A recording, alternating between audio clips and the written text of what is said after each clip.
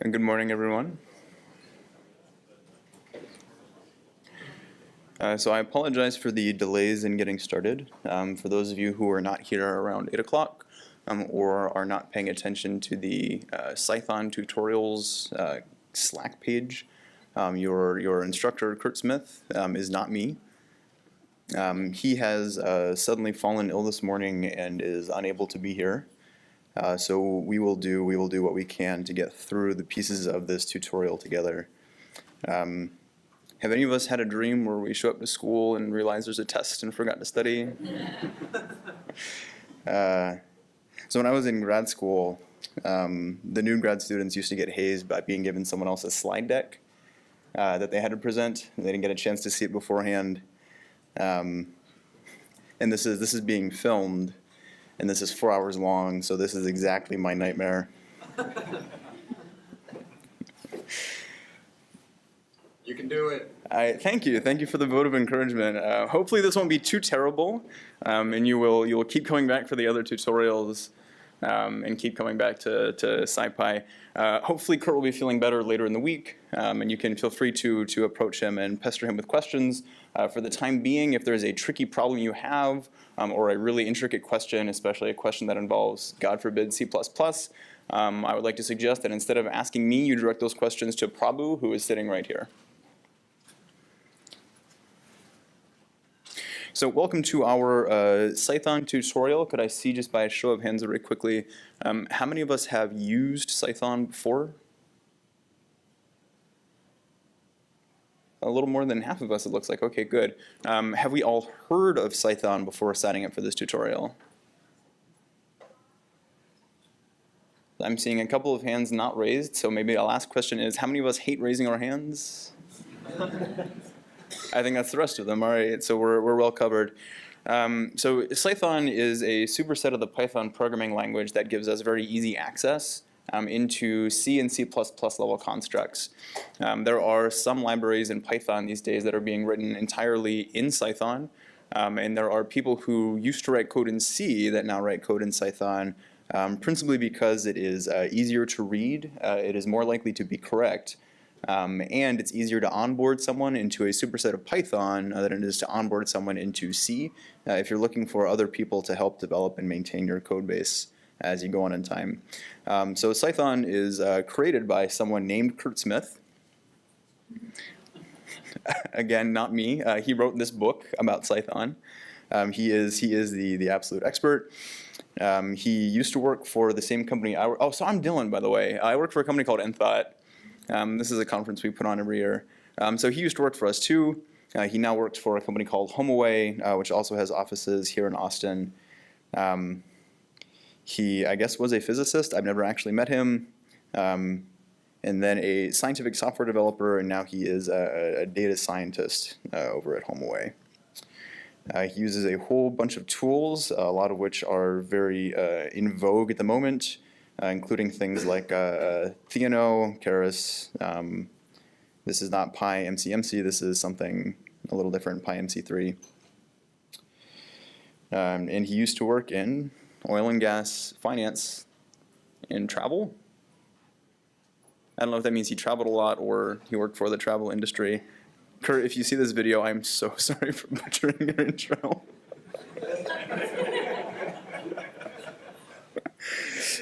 So what we're going to be doing here today is we're going to look a little bit deeper into the internals of Cython to see the good use cases for Cython, the bad use cases for Cython. We're going to motivate our discussion by putting sort of plain vanilla Python up first, and we're going to compare Cython's performance against it. If you look a little bit further on in the notes, you will see a description somewhere that says Cython code will give you about 60 times speed up in your performance for numerical applications. This is sort of an average, maybe. The actual performance gain you will see will vary pretty wildly. For very computationally intensive programs, especially ones that are recursive, you can see performance gains that are up to 3 orders of magnitude in size. So if you are doing very strong numerical computing, this is definitely a very good library to know. I haven't looked this far in the materials yet, but apparently going to be some templates that you can use for your own Cython projects later in the future. And of course, for this particular tutorial, everything we're going to be doing is inside of these Jupyter notebooks, using this very, very handy sort of auto compile and run magic function. If Jupyter is something that you're really excited about, the Jupyter people are here too. And this isn't on the website, but I heard they might be doing a sprint this weekend, so that could be available to you as well. There are some things that we are not going to be talking about. We're not going to be talking about pointers in C or pointer arithmetic, much to my happiness. We're not going to be talking about memory allocation or how Python counts references. So Python itself is, of course, a garbage collected language. And you are never actually destroying things in memory. It's Python's garbage collector that sort of scoots along after you and scrubs away all the things that you don't need anymore. We're not going to be talking about the C API in Python. You will see it pop up a couple of times in the notebooks as we go through. So things like the PyObject class of objects in C. If you ever start using Cython to do things like wrap C or C++ code directly by hand, this is something that you might want to start thinking about. It is possible, of course, because Python is a language written in C, to write your own C wrapper extensions for Python without ever getting close to Cython. And there are examples at python.org for how you can do this. We are not going to be talking about taking a C or C++ code base and wrap it with Cython. Because it requires C and C++ expertise that, frankly, I do not have. And I guess he was concerned that the participants might not either. So this tutorial is going to be different because it is much more hands-on, both in the sense that there is actual code in all of these cells that you'll be shift entering to run as we go through the tutorial. But there are also little questions and exercises that I get to pose to you and make you do. We are going to go through the basics of Cython fairly quickly so that we can get into the more exciting things and have some people who use Cython in their daily work teach those parts of the class instead of me. So my name is Dillon. We have two people joining us here. This is Prabhu in the blue shirt and Chris in the, I guess that's a blue striped shirt. They'll be covering the later part of this class, and they'll be available during the class to help field questions. And I guess later in the course, I haven't looked this far into the notebooks yet, there's going to be data science-focused exercises that we can have you work on. So we'll go through maybe the first four-ish notebooks. Hopefully this will take us between somewhere like a half an hour and an hour. At which point we can have a break for coffee before they take it away at 10:30. Because we all know how important coffee is. All right, so if you haven't already, I would like you to make sure that you have the either the Docker image running if you are interacting with this through Docker. This is what I have right here. Or you've done one of the non-Docker installs and you've started your Jupyter Notebook server and you have notebook 00 up, preliminaries, because we are going to start executing cells together now. So for this class, we'll be using a Jupyter Notebook extension for Cython that has the special %sign, CYTHON. This is a Cython magic. So the first thing we're going to do is load that extension in.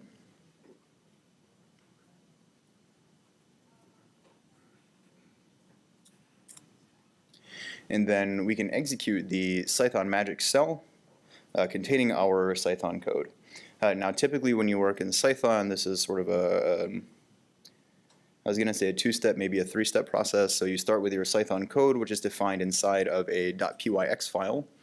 And the first thing that Cython does is it transpiles that code from Cython code into native C. If you've gone through this process, one of the things that you will observe is that the C code that's generated is much more verbose. So simply from a typing point of view, you're saving yourself quite a lot of time. It is fairly typical to see 100 lines of code in Cython expand to something like 500 in native C. It does some really clever optimizations under the hood, and it will do type guessing if you're not very explicit about the static types you'll be using. After it's been transpiled into C, it's going to get compiled down into native machine code. So that's step 2. And then step 3 is, of course, you can import that extension now into a Python session. And you are interacting with that code from inside of Python, but the bulk of the work is being done sort of at the C level. So by using this Cython magic, we are taking that transpilation and compilation step and sort of having that happen magically, hence the magic function, behind the scenes for us so that we can immediately interact inside of our Jupyter notebooks with the things that we've been defining. So now that we have our first Cython function, which is going to multiply some integer by pi, we can use it and see what happens when we multiply pi by 10. And we see something that looks like a very reasonable approximation of pi times 10. Is there anyone who is seeing a very strange number like 1,000 or a very small fraction like 0.04? All right, so this is good. I'm not seeing any hands up, so either you're one of those people who doesn't like raising your hand, or we're reasonably certain that your compiler is working. For those of you who haven't seen the syntax before, inside of Jupyter Notebooks and inside of the IPython ecosystem generally, we can follow some sort of command with a single question mark, which is going to pull up the doc string. And so what we see here is the doc string for this Cython magic that tells us what's happening. So it's creating some temporary directory called Cython, where it writes out that .pyx file and does that transpilation, compilation, and then reimportation step for us.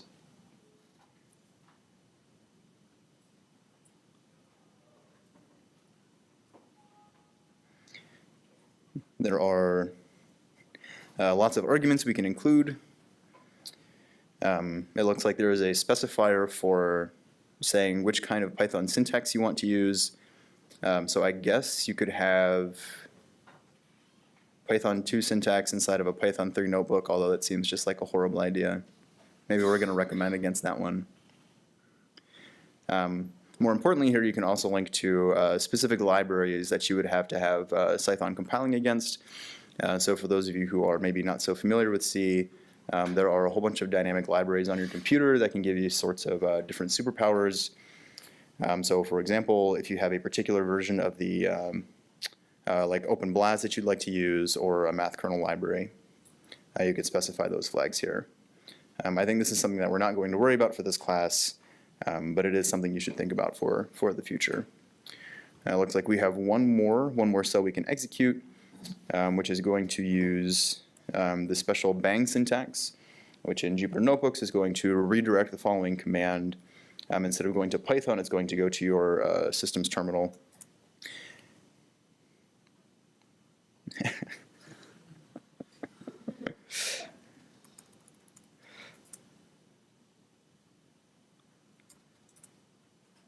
That's unfortunate.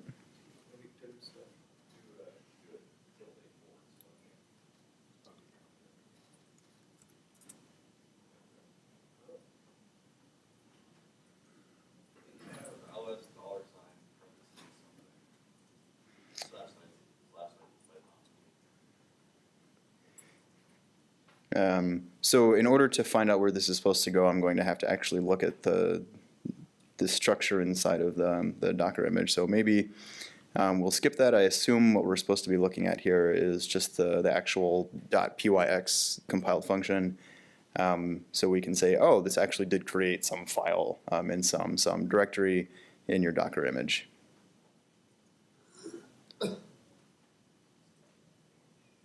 Now I'm very curious who Javian is. All right, so this is the end of Notebook 00. This might be a good time to pause and ask if there are any questions before we continue.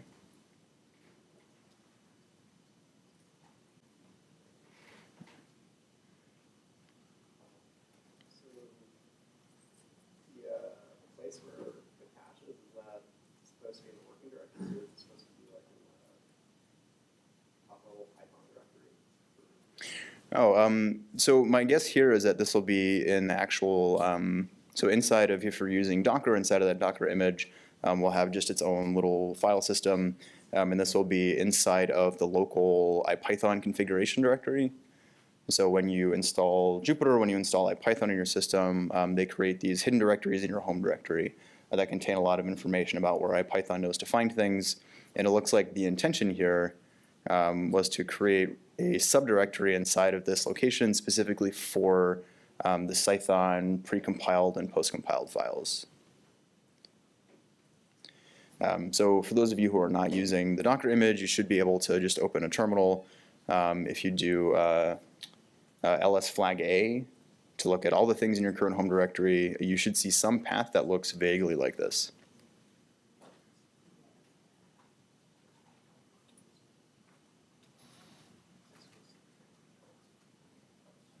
In the Docker image, there is a home.ipython/Cython, but I have nothing in that folder. But that folder exists, so I don't know if that's where we're supposed to go here or not. That's probably the correct location.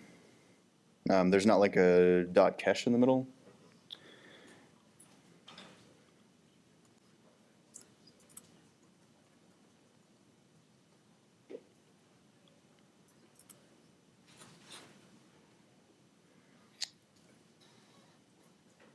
Okay, so this looks a lot better. So here are the temporary files that have been created for us by Cython. We see the actual .pyx files here and here. And it looks like these might be using something. This isn't temp file. Possibly just prepending something like UUIDs to the end of this under Cython, under magic. So here it is generating our PYX. Here is that transpiled C code. If we are feeling particularly adventurous,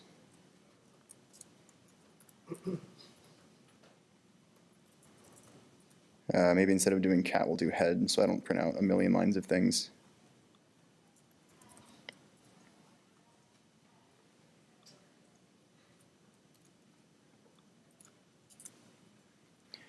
So we can take a quick look. Here is my C code generated for me by Cython. The interesting stuff, if you actually do pull up one of the native C files, is going to be fairly far down the page. So a lot of the stuff you'll see in the beginning is a lot of setup code for pulling in specific parts of the CPython API. Type checks for whether we're using version 2, version 3. A lot of cross-compatibility stuff. Did you do a word count on that? Just for fun. So it's 2,414 lines from, I think this is one function that we defined up here somewhere. Yeah, so this is our first Cython function, where we're multiplying I by some approximation of pi, and getting something that looks rather large.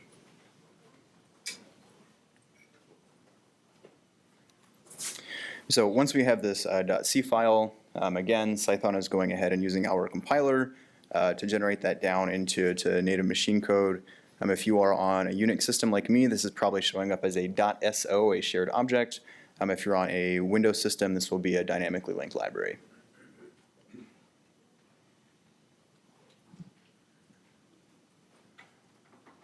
Yes?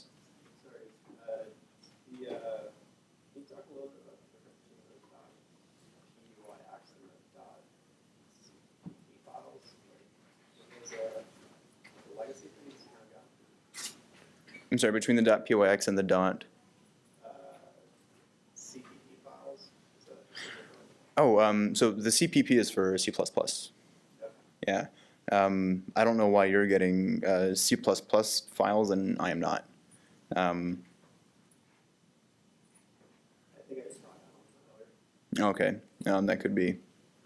And PYX itself is an extension to sort of differentiate between things that are vanilla Python and then actual Cython files. I think the intention might have been to have .pyc for .py and then the C for Cython, but this of course has already been used by Python's byte compiler for the byte compiled versions of your modules. So we have these called .pyx. Cython was born from something called Pyrex. It's born from Pyrex. Yeah. Interesting. So they are Pyrex files, like the glass. That's what happens when you get engineers think big. So I guess we know that Cython is heat resistant.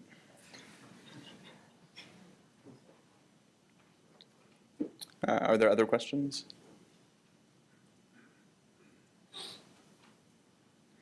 All right, let's move on to notebook number 1.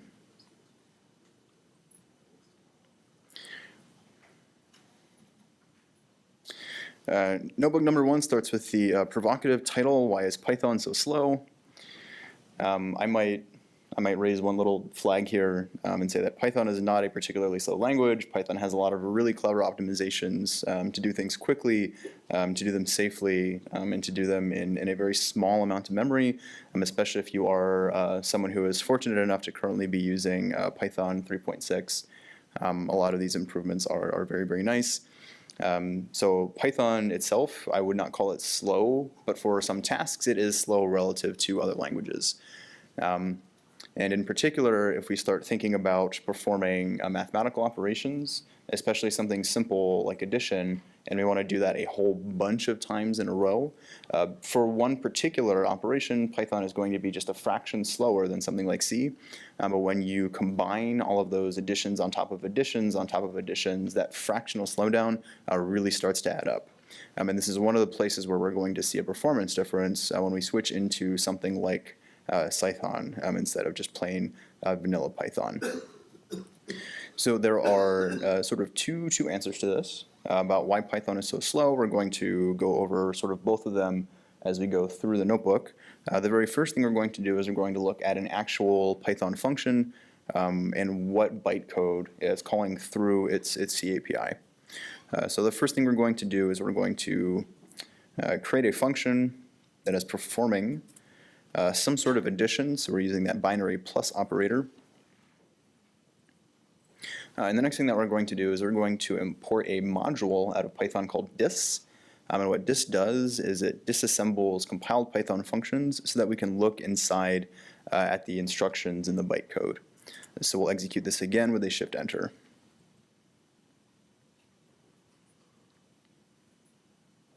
So we have 4 things happening here.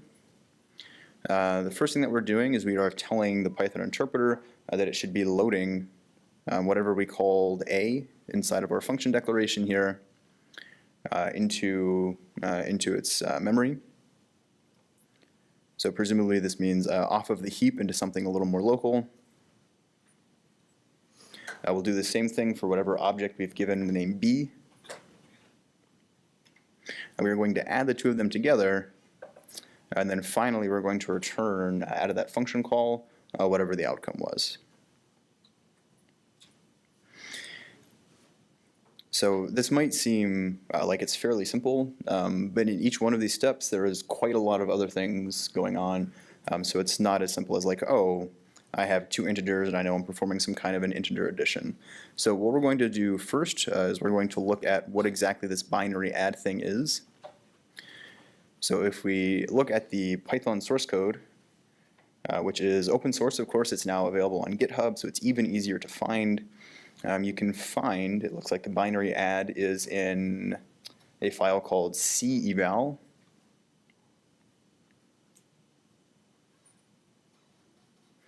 And the first thing we're doing is we are grabbing a couple of Python objects. So this is the Py object here from the C API we were talking about for Python. And we have a commented out warning not to try to micro optimize things, which also just might be good life advice.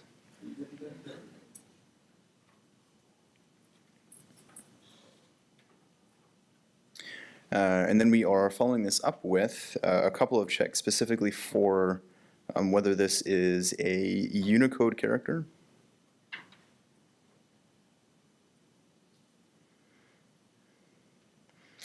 When it is not, we're going to pull out this, this pi number add. So we've gone from, at the very top in the bytecode, this binary add for adding two things together, to now we have something else to look up, which is this pi number add. For those of you who are interested in the garbage collector, which we are not talking about, this is a directive to the garbage collector right here, telling us to decrement the number of references we have to the thing on the left, and then also the thing on the right.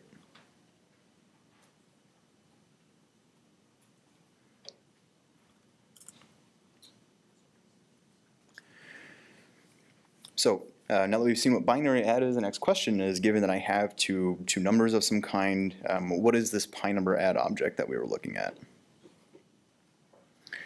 Pi number add is taking two arguments, both of them pi objects. Now we're going to call one of them v, one of them w. And we're going to start off here by trying to do this, this binary operation 1, followed by a bunch of checks. So for example, if one of the objects in particular has a not implemented flag set on its magic add operator, what we're going to try to do is reverse the order of these things and then perform the operation in the opposite direction using something like the radd magic.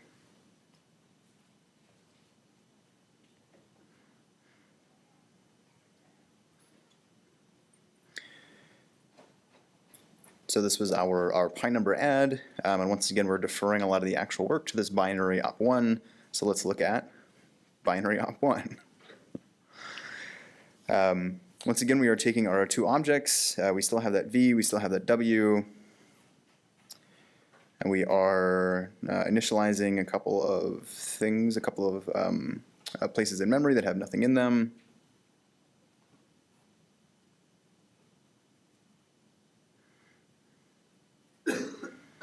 And it looks like if they are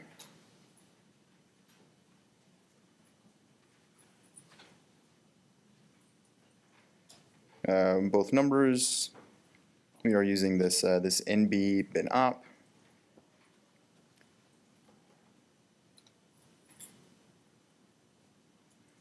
Followed by some more defensive code, some more type checking, some more not implemented checking. So the next thing we have to do is we're going to go down to look at nb.binop.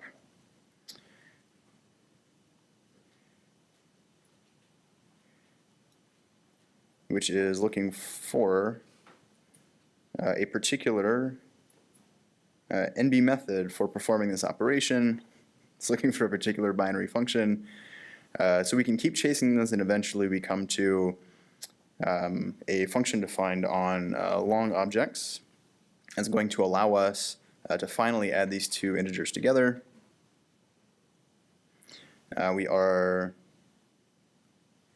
adding these two values, creating a Python integer from them. So this is Python long from a C long, and this is what we are returning eventually back to the Python section. So this is our Python object. And then once again, a whole bunch of checks for size. Some directives to our reference counter. So there's something a little bit strange here, which is this medium value. We can think about what that medium value might be.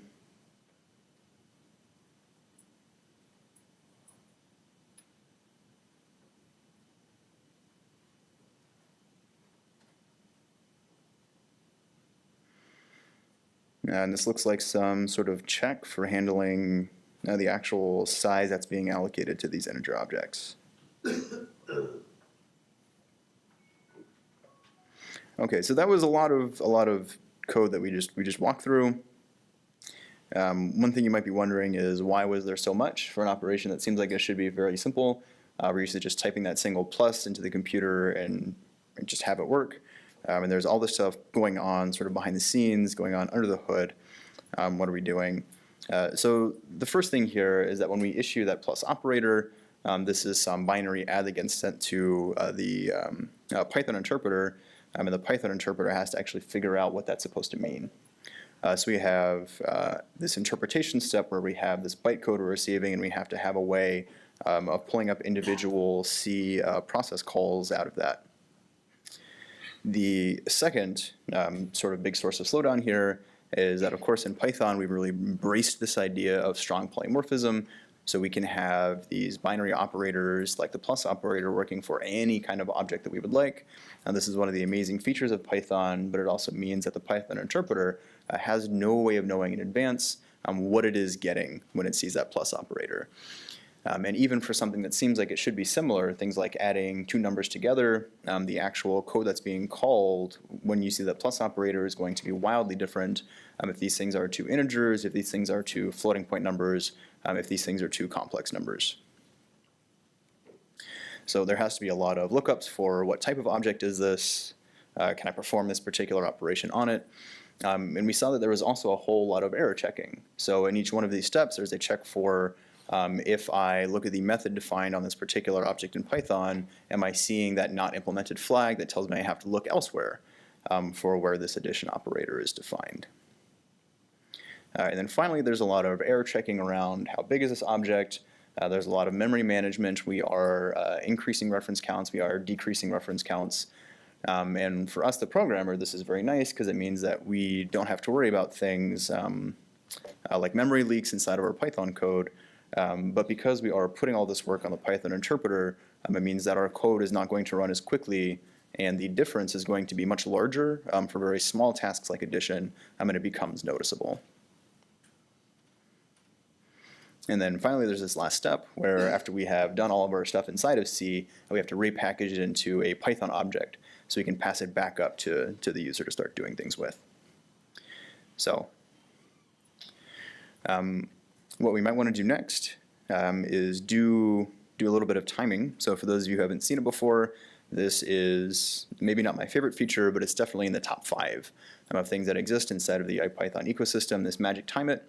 When we run it with a single expression, it will run it a sufficient number of times to take about a second or longer.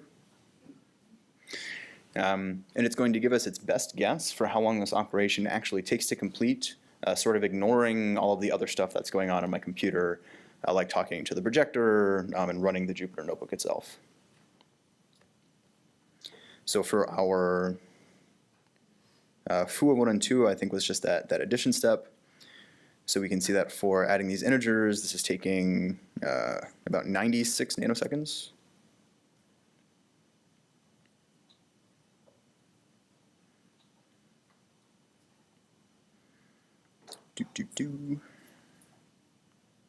And for performing string concatenation, again with that binary plus operator, this is taking about 140 nanoseconds. Now what you see on your own hardware might be a little bit different than this. That's totally fine. But when we start comparing the timing of Python code to the timing of Cython code later in the program, just make sure that in your head you're making your comparison between the numbers either from my first computer up here and my second run later on this computer, or from your own local timing tests. All right, so to summarize the first notebook, we have 2 major sources of slowdown in our code. The first being that our Python interpreter has to figure out what to do when it sees these bytecode instructions. The second thing it has to do is it has to figure out what kind of addition am I actually performing, because on my computer I might have an infinitely large number of things that I need to check first.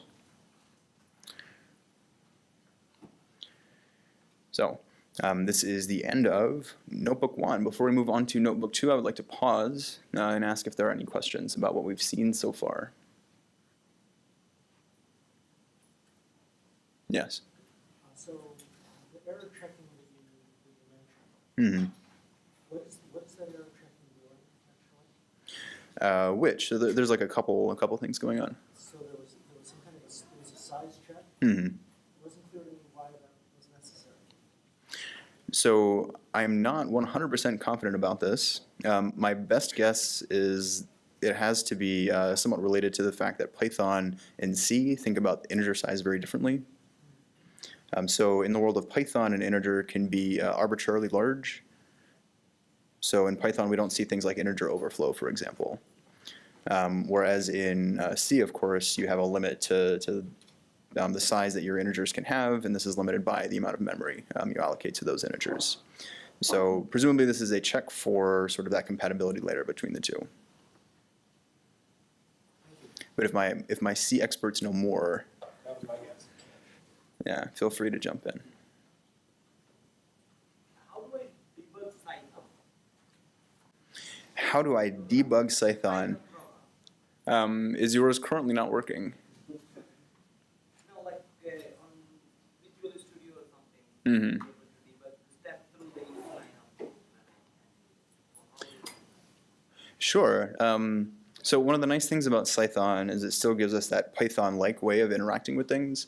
So the error messages you get out of Cython are fairly informative. It'll show you the stack trace. It'll tell you what it expected to see. It'll tell you what it saw instead. So that's going to be our first step if there's a problem. Our 0th step is going to be when that Cython compiler transpiles and then compiles that code down to C. You will get transpiler warnings saying that, for example, you declared this object to be a floating point, but you are inserting doubles into it later. And then, of course, you still get the C compiler warnings as well. So if there is an issue when this does get compiled from that C down into your native machine code, so you have like sort of three sets of warnings you can see. Now, that .c code still lives in your system.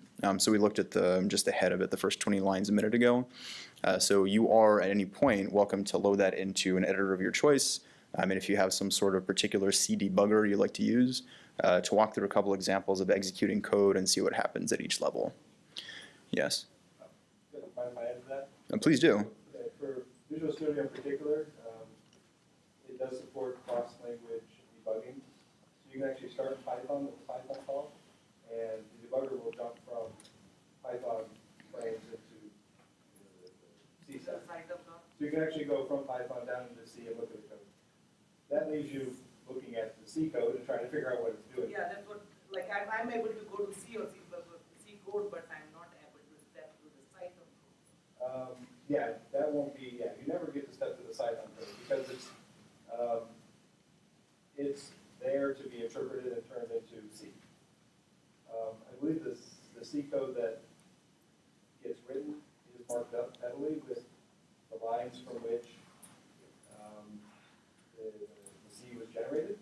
So it gives you some hinting when you're looking through the code, but otherwise you don't walk through the Cython code.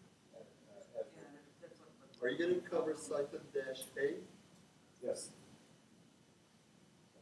So does that answer your question? Yeah, that was.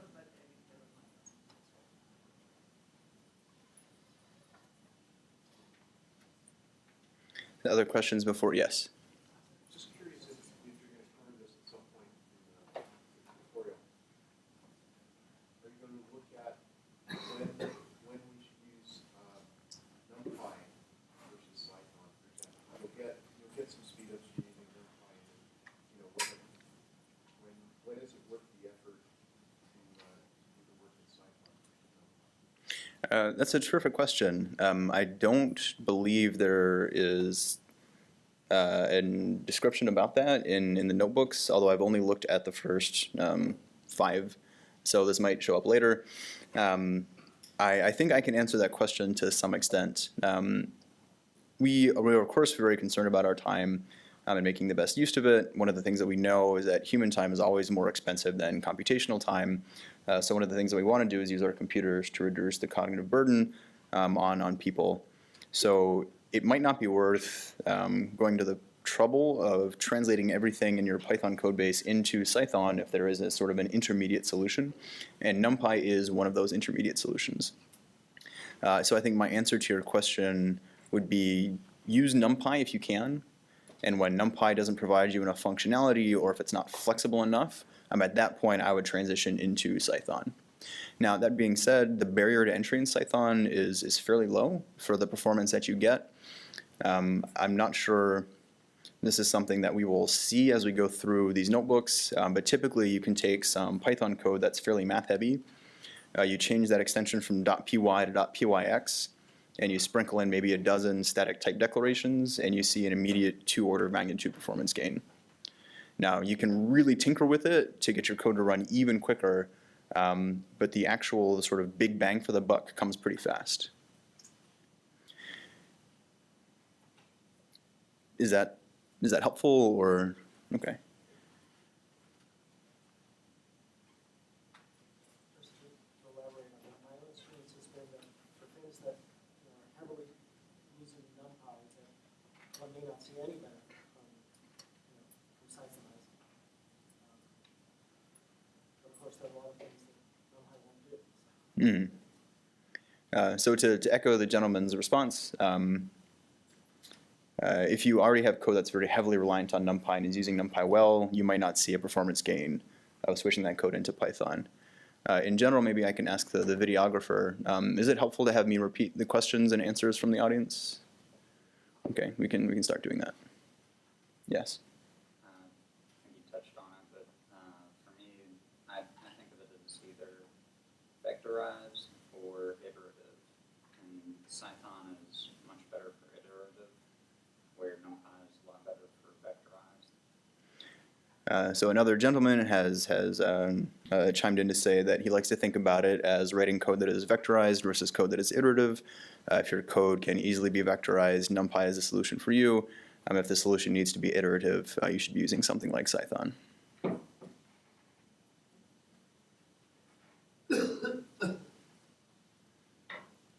And if members of the audience would like to keep answering questions for the rest of the tutorial. All right, so we were going to transition into notebook number 2, where we're going to start thinking about what exactly it is that Cython is doing that is going to make our Python code work a lot more quickly. So we saw that we had 2 sort of major sources of slowdown, one of these being that interpretation step, and the other one being all of these lookups on dynamically defined objects to see how am I actually supposed to add this thing. So we're going to play around with a couple of very simple Cython functions to see where these performance benefits are coming from. So because this is a new notebook, we do not share Python interpreters between individual notebooks. So we need to reload that Cython extension so we can have really handy access to that Cython magic. And the first thing that we are going to do is we have a function here called scifu. That looks very similar to the foo we had before in vanilla Python, where we were adding together A and B. And the next thing that we are going to do is, now that we have compiled it, we are going to use that handy magic time it method to see how long scifu is going to take to add 2 integers together, that 1 and that 2.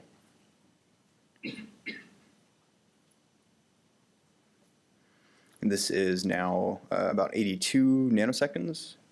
So a little bit faster, not much, but a little bit faster than the Python code we looked at a minute ago.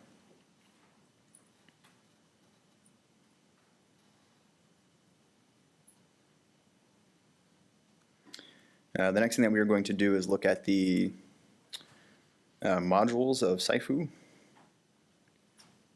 to see that it is here in home javian, IPython, Cython, scifu.cpython. So here is my shared object built on my computer. This would be GCC.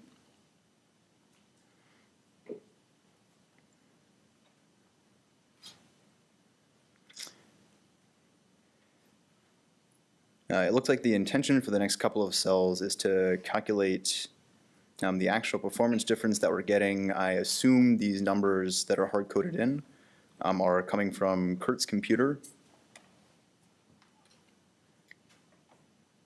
You can feel free to edit these yourself with the code you got from running the Python version of foo versus the time you got from running the Cython version of foo. So we see that for Kurt, the speed up that he got from using Cython for the integer addition was about 29.5%. I'm going to go to the notebook where we did our timing for the integer 1 and 2 for me. That was 95.7 nanoseconds.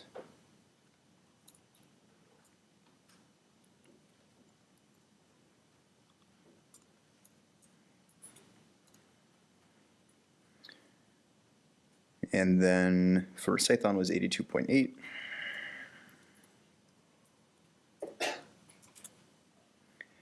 So my performance gain was maybe a little bit less than Kurt's. For me, it's about 13.5%. We're going to do something similar with that string concatenation example that we had from our pure Python code. So we are going to use our magic time it function on sci-foo given a and b.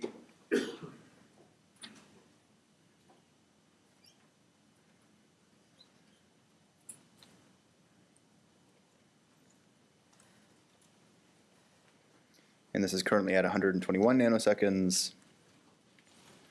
So we can run Kurt's timings here. And for Kurt, he saw a performance gain of about 16%. And we can put in our own timings.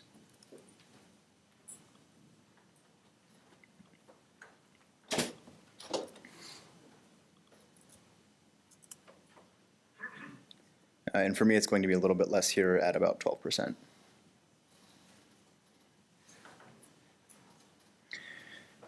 So what we're looking at here is the same code that we had before. All we're doing is returning that A plus B. We haven't done anything special with static type declarations, which is where we're really going to see the performance gains come in. So this is just simply from using a compiled versus an interpreted addition statement. So just having that compilation step in between the declaration of the code and the actual runtime operation of the code here is giving us, it looks like, somewhere steady between 10% and 20% performance gain.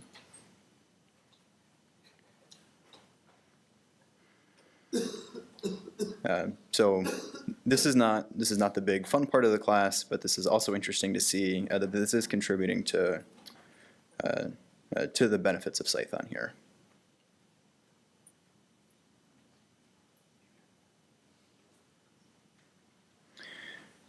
So if we look at, and I'm not going to execute this link because I think this is still the incorrect address, but luckily Kurt has had the foresight to paste the code that we would have seen underneath the cell here.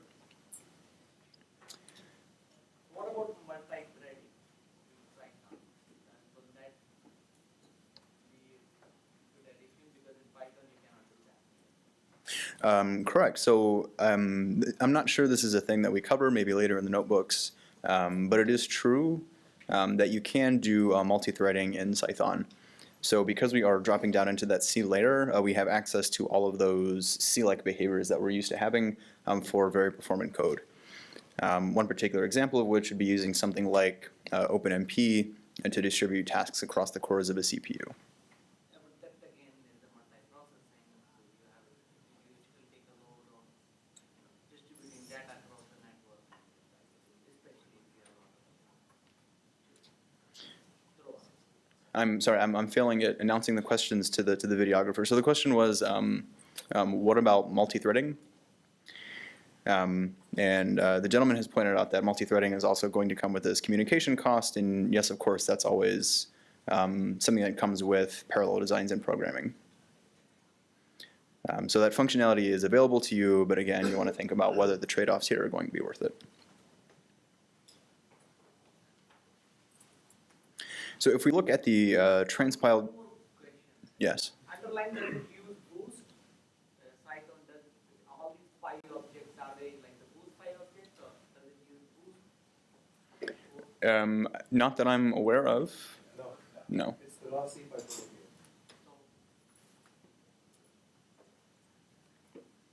here. So the question was, are these pi objects being pulled in from boost? The answer is clearly not. Yeah. Thank you, Prabhu and Chris.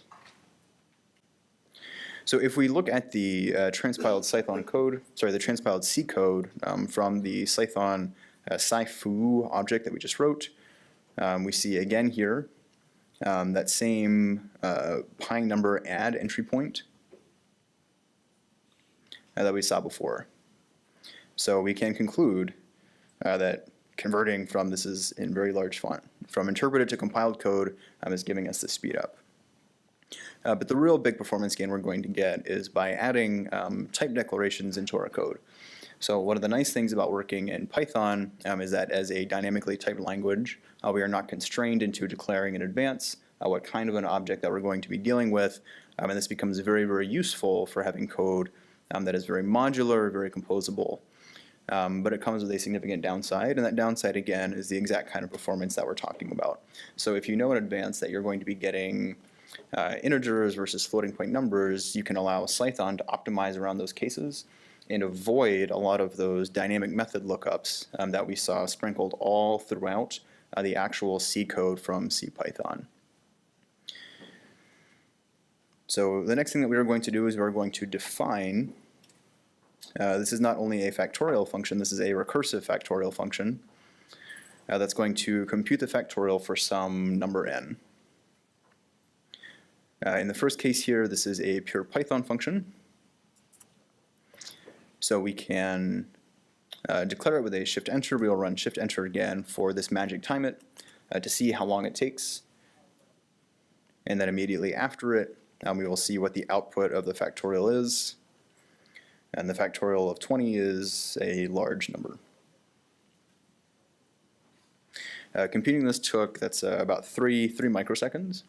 So the next thing that we can do is we can see what this performance looks like when this code is translated into Cython.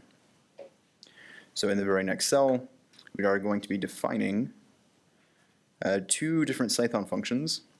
So this first one is going to be much like the Cython function we had done before, where we're not adding anything special. All we're doing is adding that one compilation step. Otherwise, line for line, this is identical to the Python code we were looking at before. In the second example, you're going to see one difference, and that difference is this word here in front of the argument n. So in the function signature for scifact double, we are not just pulling in some object n, we are letting Cython know that this is going to be a double. So this is a C-type double precision floating point number.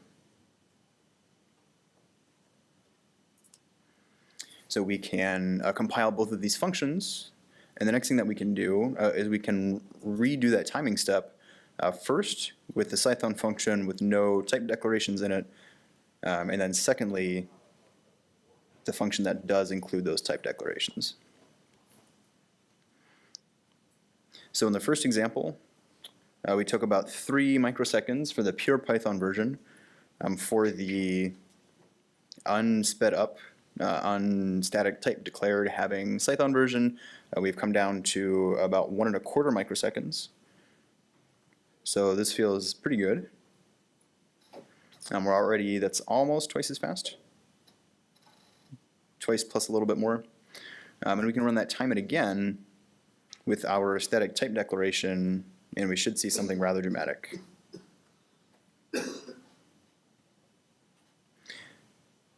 There we go. So now we are down to, this is about a microsecond.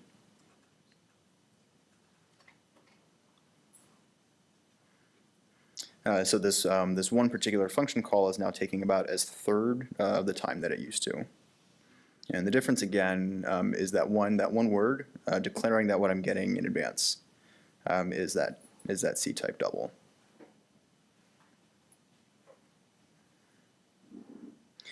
Now we can do something a little funkier.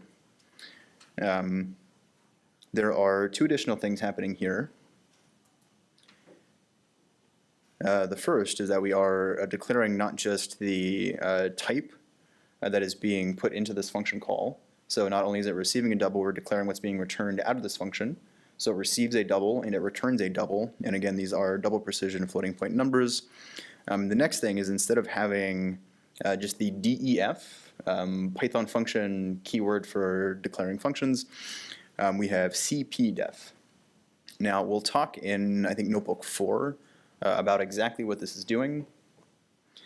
The takeaway here is it is making the brief version is it's making 2 different functions out of this one declaration.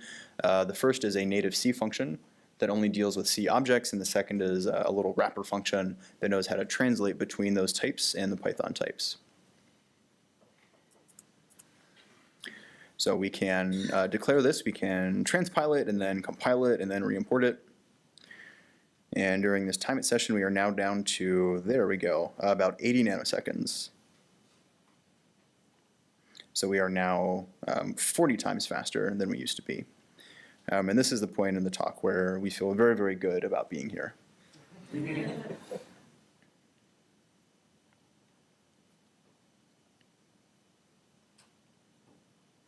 Question. Answer. Okay, when you cythonize a function that takes a variable number of arguments,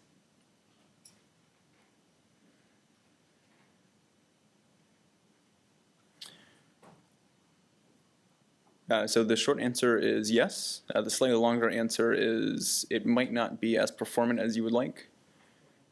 This isn't something I've ever tried to do myself, though. So I don't know if there is special syntax for... What was the question? Sorry, yes, thank you for reminding me. So the question was, is it possible to Cythonize a function that accepts an arbitrarily large number of inputs? So for Python syntax, of course, we have like the splat args and the double splat coargs that allow us to pass an arbitrarily large number of positional or keyworded arguments into our function calls. And the question is if this is possible within Cython.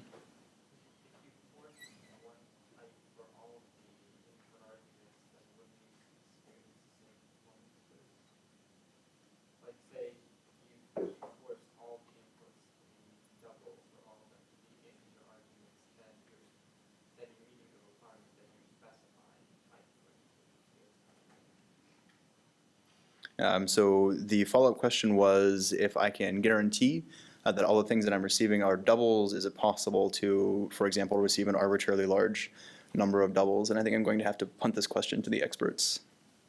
I don't know if there's syntax for that. It raises an error when you try to do it. Okay. You can't do it on, I don't think at all on a CPDEF function, but on the def you can still have star args in there with some of the other args being typed. So an audience member has tried this out in real time. This is one of the nice things about giving a talk to a room full of computers. And the answer is that for something like a CDEF or a CPDEF, this raises an exception if you have a plain def function that you're getting compiled into something in Cython. Then it will accept that args, but again, we might not see the same kinds of performance boosts that we would like. Something. Mm-hmm. So it might help to think about Cython as a translator from decorated Python code to C code. Usually that helps answer some of these questions. So if it's a CDEF function, it's basically a C function written in Python syntax. And there's no way to write a star args. Star args is true that it's syntax. So there you have it. It's an easy way to sometimes answer this. So Prabhu has chimed in to add that it might help to think about Cython as a way of converting our Python code into C, and that for anything that is a CDEF or a CPDEF, if there's not a way to write that code in C, something that would accept an arbitrarily large number of arguments, it's also not going to be something that's supported by Cython.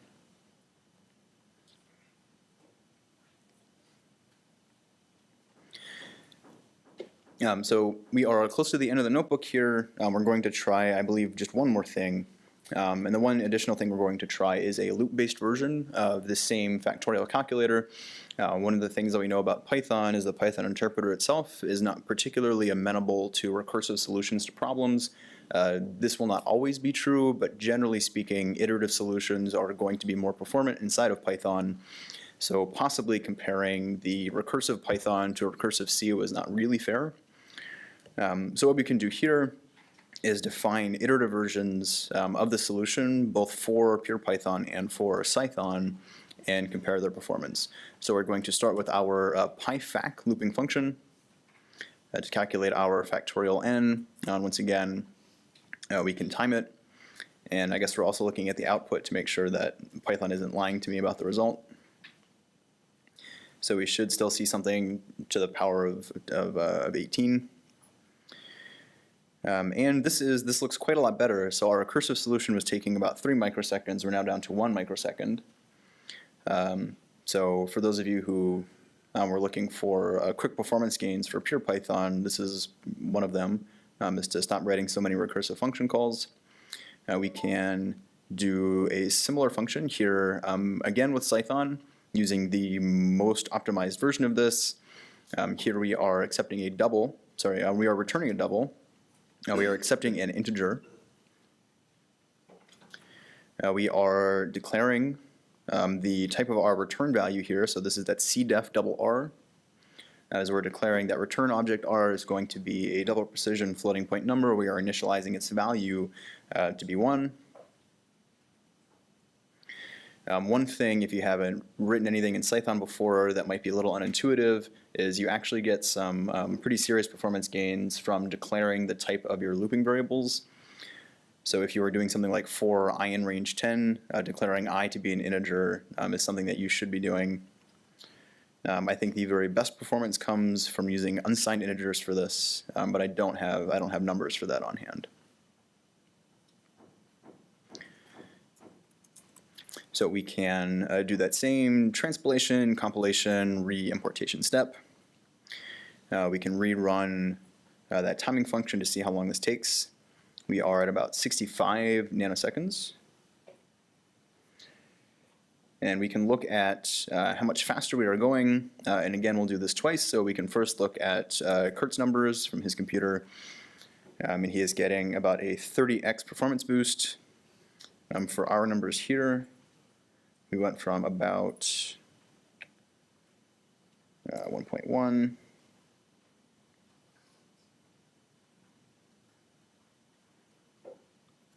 to 0.065 and a little bit less, keeping with the things we've seen from previous examples. So at the end of our notebook here, we have some exercises, questions. I don't have Kurt's speaking notes, so I don't know if I'm supposed to make you answer these to the camera. It'd be quite an exercise to have you come to the front of the room and speak into the microphone. Now the first question, maybe we'll just ask you to ruminate on it, or maybe I will wander around the room and then make you tell me in person, is why we are using double precision. So this is a floating point format instead of a long, which is an integer type number. Question number 2, why are PyFac loop and SciFac loop better from a robustness point of view? So not from a performance point of view. And then question number 3, you are supposed to rate a trivial, I assume no op means it doesn't actually do anything, no operation function in Python and measure its performance, and now do the same thing in Cython and compare them, and it looks like the code has already been written. So here is our declaration for our Python non-operation function, which is just the keyword pass. This is the Python keyword for don't do anything. And here we have our Cython no operation function, which is just the same. So maybe we'll take a couple of minutes to have you see if you can answer these questions for yourself. I'm not going to put you on the spot to answer them out loud, but maybe I will come ask a couple of you in person. And then finally, you will execute these cells down here to create your Python no-op, your Cython no-op, and see how their performance differs. All right, so we had a little bit of time to sit down and work through the set of questions at the end of notebook number 2. Some of you in the audience had some additional questions to ask during the break. One question that I would like to answer for the class, a gentleman in the room had asked me how exactly Cython knows for things that are not statically declared how to translate this into C. And the answer to this is that in these cases, it is largely pulling functions out of Python's C API itself. So the Python interpreter is written in C. The operations that the Python interpreter performs eventually all happen in something like C. So it is not so much work to pull out that C source and to have it used directly by Cython. Now, when we start adding in these static type declarations and some of the C defs that we'll spend most of the next notebook talking about, what we'll see is that this compilation can sort of bypass a lot of the Python C API to have this stuff directly written in native C without a lot of that Python overhead. So we had these three things we were working on. The last thing was to declare a function that did nothing in both Python and Cython, and to perform a timing difference. What we see for my computer up here is that the difference is between something like 75 nanoseconds and something like 43 nanoseconds for the Cython version. And there was a question, what does this imply for the function call overhead in Python versus Cython? If you guessed that Python has a little bit more of a function call overhead, you would have been correct. Do we have questions about the exercises before we move on? Yes? Do you have a more specific answer for why in this case there is more overhead for the Python? In this particular case, so it might be possible that when Cython sees a function that just has this pass attached to it, it returns control over the interpreter immediately back up the call stack. I don't know if there's something specific additional that's happening that we wouldn't expect, but we might believe that it's a lot of the same sorts of things that we saw before, that in Python we have this interpretation step where we are interpreting the compiled bytecode, and this is not something that exists inside of Cython code.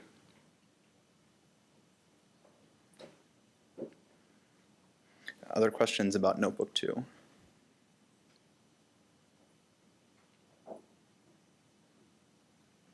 Yes? The answer to the double versus long question? So why are we using a double instead of a long? So if we use a sort of integer format, we don't have the same dynamic range in the number of values that we can encode. So we make it more likely we'll run into something like an overflow error, where we count up to some certain number of integer and then start back at the negative version of that integer and start sort of counting up again. So we might not even get warned that something bad is going wrong. We just might get numbers that are very clearly incorrect. We might compute the factorial and get like -5, for example, which would be very unexpected. By using a double precision floating point number, we are hopefully allocating enough space that we can encode a very large range of values. Factorials get big very quickly. And this protects us against that.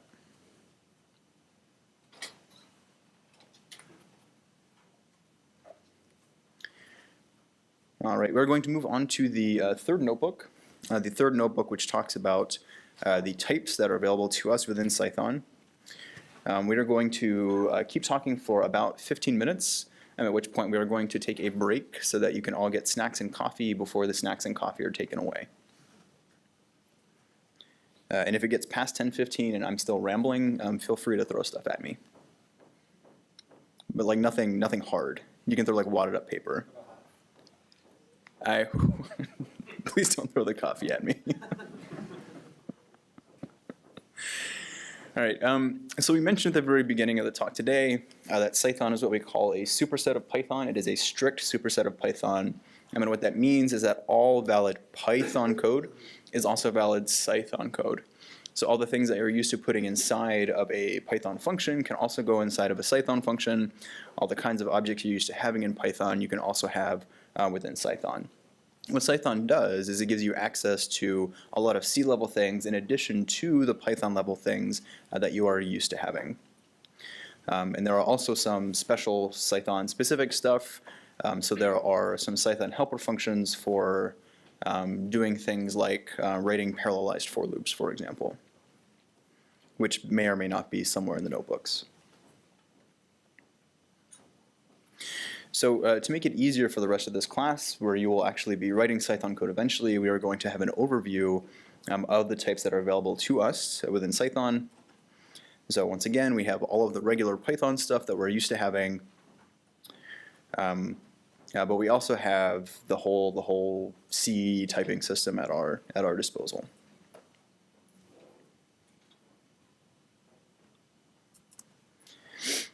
So the first thing that we're going to do is inside of our magic Cython cell. We are going to create a couple of objects. The first object is going to be the integer 1. Our second object here is going to be the string A. They're both being given the same name here. And when we call print on that object, its reference to O is being resolved dynamically during the runtime of the program. So these are normal Python objects. We can do normal Python things with them.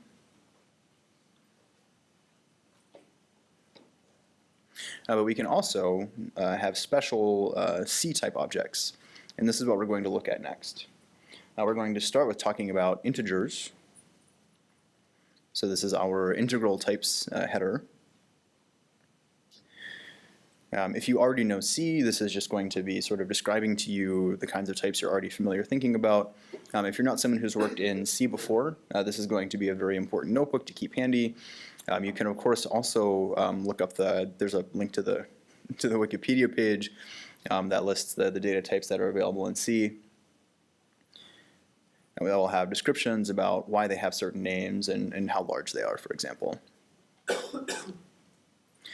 Now, the first thing that we'll talk about before we actually talk about what these different types are is this cdef statement, cdef. This is a directive that we are giving to Cython to let it know that we are declaring types to be C-type objects. So this is a C integer, a C unsigned long, a C long. Now, typically, the things that we declare using cdef are not going to be available to us from inside of Python. And the reason is it's missing the translation step from the native C data type into something that the Python interpreter will understand. We'll see later that it's very easy. We're going to add one additional letter, and we're going to get a wrapper that will make these things available to us within Python.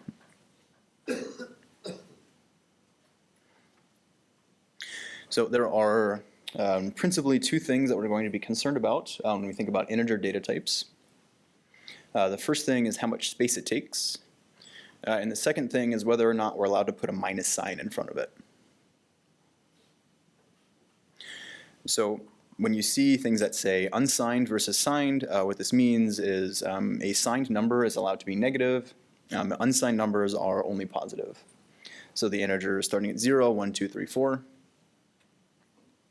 A signed number can be -1, -2, -3, -4. Now they can both encode the same number of specific values given that the signed and the unsigned version are the same size. They're occupying the same amount of space in memory. But what it means is if you have a signed integer that goes from -126 to +125, if that integer is unsigned, its range will be shifted to the right to go from 0 to 255. Yes? Long is not necessarily 4 bytes, is it? So the definition of what makes a number a long versus a long is in some cases architecture dependent. So I'm not super well versed in how these rules are made, but the dark cabal that controls number formats, the IEEE, has set rules for how these things are allowed to be. And typically, my understanding is that something that's designated as a long is allowed to include up to a certain number of bytes, but does not have to occupy all of that precision. So if you have something that's declared to be a 128-bit number, it might only be using something like 92 of those bits to actually encode the value. Of course, I'm sorry that wasn't more helpful. You have another question? I was asking, is there a shortcut to run this program as you go through like maybe a shortcut like R or something? Is there a shortcut to run the program? Yes. So the question was, is there an easier way to run each one of these cells? And if you hold down the Shift key and hit Enter, it will evaluate the cell and then move you on to the next one. If you get to a point where I did, I don't have my power cord with me, so my hard drive shut down while I was walking around the room answering questions, and when I had to restart my interpreter. There is also a shortcut to run all of the cells in a notebook. You can go to Cell, and then either run all of them or run all the ones above where you are, run all the ones below where you are. So, for help, there's a user interface tool and all the keyboard shortcuts. Correct. So for those of you who haven't used Jupyter Notebooks before, we're not going to have, I don't think we're going to have time in here to get into all the really nifty things they can do. But notebooks themselves are modal editors. So if you're used to thinking about something like command mode versus insert mode, this also exists inside of Jupyter. And there is information about that in the help documentation.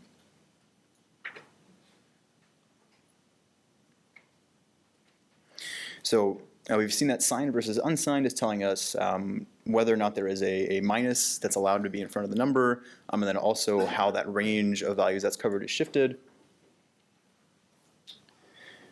The distinction between the second part of the number, so am I talking about an integer, am I talking about a long, am I talking about a long, has to do with how much space is allocated to that individual number. Is this going to be 16 bits, 32 bits, and 64 bits?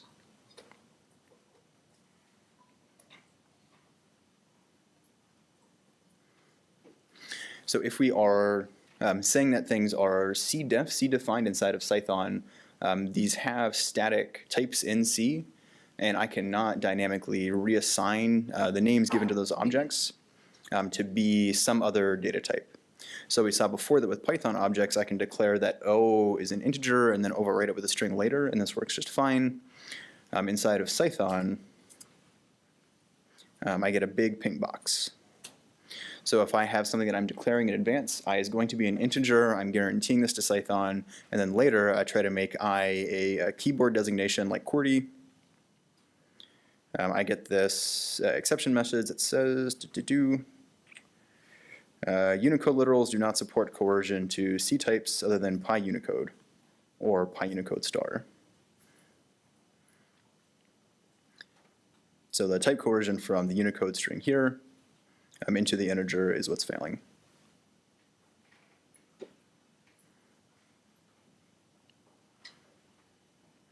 So integers are nice in that they have what we call infinite precision. So the integer 1 is always the integer 1. But the size that I'm allowed to code in my integers is very strictly limited to the amount of space I dedicate to those integers. And the other thing is that given an integer number, there's no way to represent a value like 1.5. So one of the formats that we can use if we'd like to have those kinds of rational numbers, or we would like to have a wider dynamic range of numbers in the same amount of memory, and is use something called a floating point number. So if you have been working in Python and you typed a number like 4.5, what you were getting was a floating point number inside of Python. So in Cython, we have access to floating point numbers of different sizes. A float should be something around 32 bits in size. Our double is going to be around 64 bits. A long double, this might be the one that is closer to 92.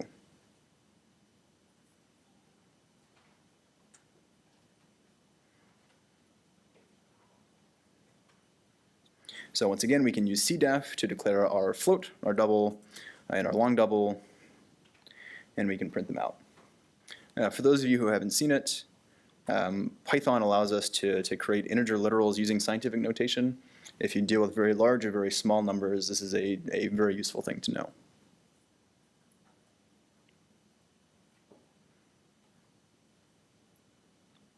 And just like Python gives us access to complex types of numbers, Cython also allows us to define complex types of numbers. Typically, these are twice as large as their corresponding floating points because they have to have a way of encoding both the real component and then also the imaginary component. So we have our float complex, which will be 64, the double complex, which will be 128.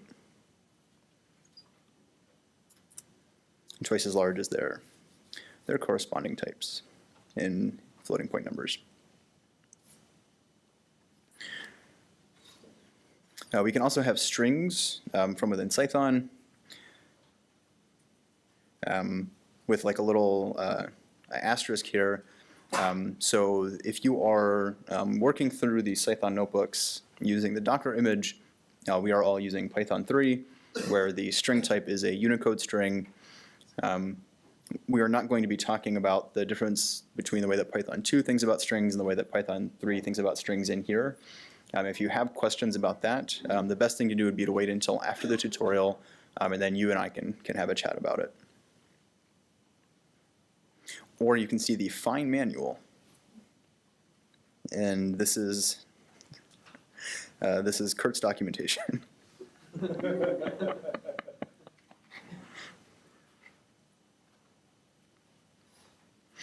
All right, so in Python 3, we have two different sort of fundamental ways of thinking about what a string is. One of these is that it's meant to be human readable text, and the other is that these are just the raw bytes that I'm pulling off of my computer. And here we have our str object, which corresponds to that Unicode text string, and our bytes b object, which corresponds to our bytes string.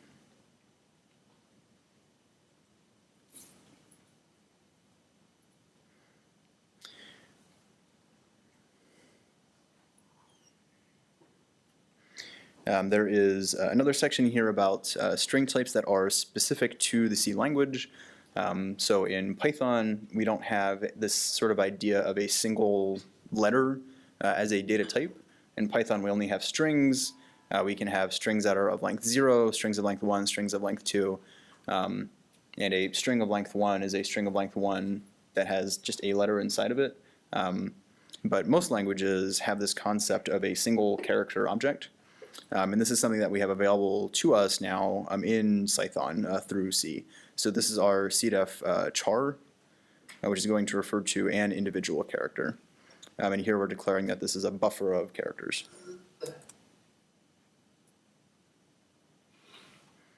And I'm getting an additional warning about the risks inherent to using global Python objects from within Cython.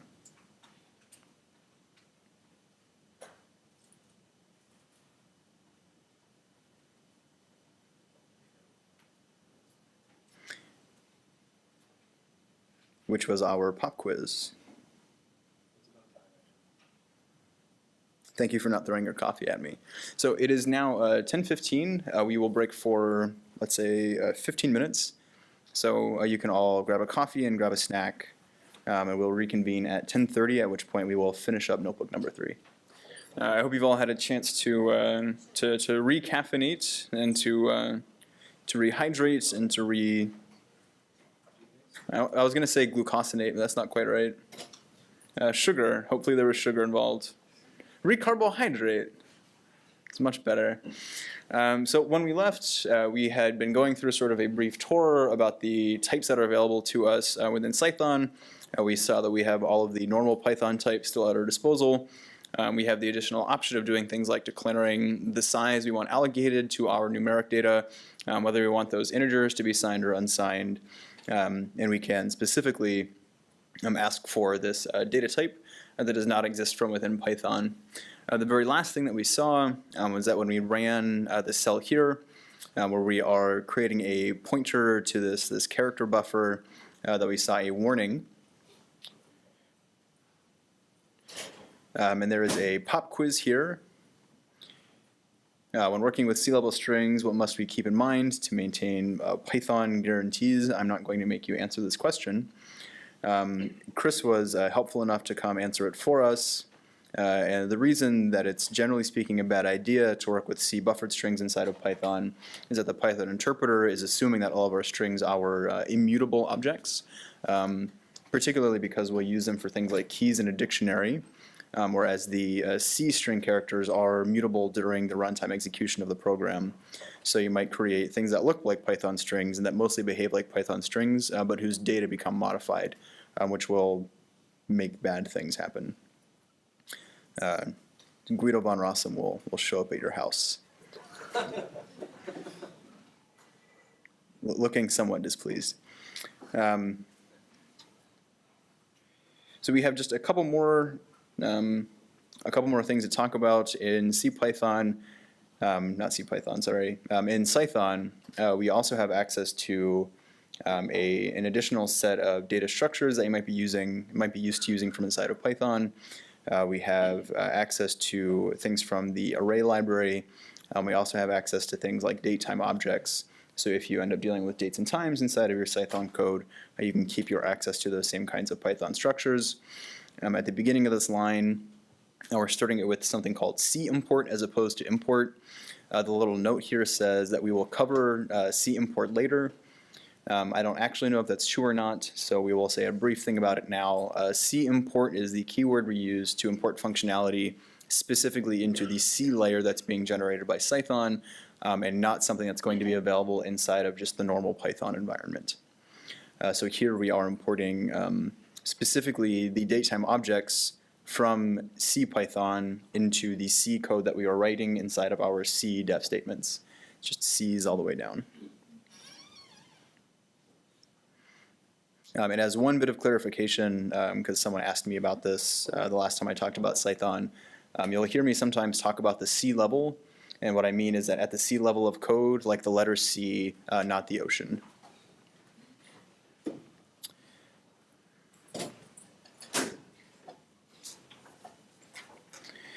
The very last cell in this particular notebook is talking about declaring and manipulating pointers.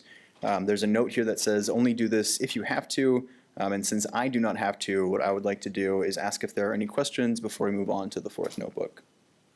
Yeah. Yes?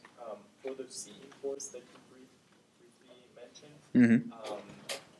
Are they things from CPython that are accessible through Cython, or are they things that have been implemented just for Cython? So the question was the C import statements, where I'm importing things into the C level of my code. Are these only things from CPython? Are these things that have to be declared specifically inside of Cython? And the answer is this will be, I believe, anything that has a C API attached to it. So one of the things that I do a lot, but I'm not sure will end up in these notebooks, is importing NumPy's C-level API into Cython. So this is just giving us sort of a Pythonic way of doing something like an include. Yeah, other questions?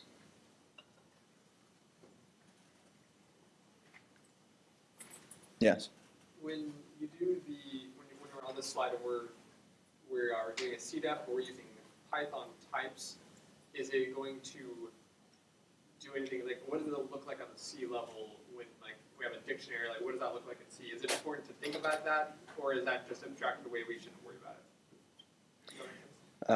I believe so. So the question was, when we do a CDEF and the type we're declaring is a Python data type like a list or like a dictionary, what does it look like at the C level? Is that something that we should worry about, or is that something that's sort of taken care of for us by Cython? The answer to that question is what we're getting is essentially just that Python object, the way that Python objects usually behave with all their good sides and all their downsides. What we're doing is we're declaring that it will only ever be that object and that it's not going to be something else. So if we declare something to be a Python dictionary, it's not going to magically turn into a list at some point. This gives Cython some guarantees about how it can optimize the method calls for that particular object. What it's not going to do is give us the performance benefits that we get from having a C data type there instead.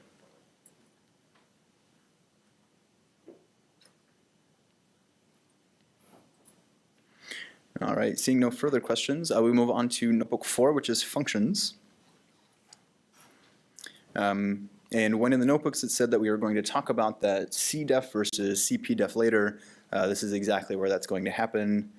So at least for now, for this morning, I have not been lying to you.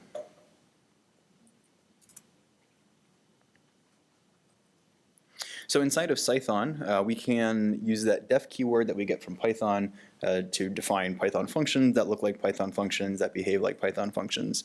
These are always going to be expecting some sort of Python input and are going to be returning some sort of Python output. So we can create a function, pyfunc, which is accepting 2 arguments, A and B. It's returning A plus B. And we can print out some of the information about this function, so we can look at its type. It is a function, and it has a whole set of information that's attached to it. So if you haven't seen these before, these are special Dunder attributes that contain information necessary for the functioning of this function inside of Python. This is our $string method for coursing it into a string. Somewhere in here should be a closure, yeah, a $closure. So if your function is enclosing aspects of its environment, things like objects that have been named, they go in a dictionary that's attached to this object here.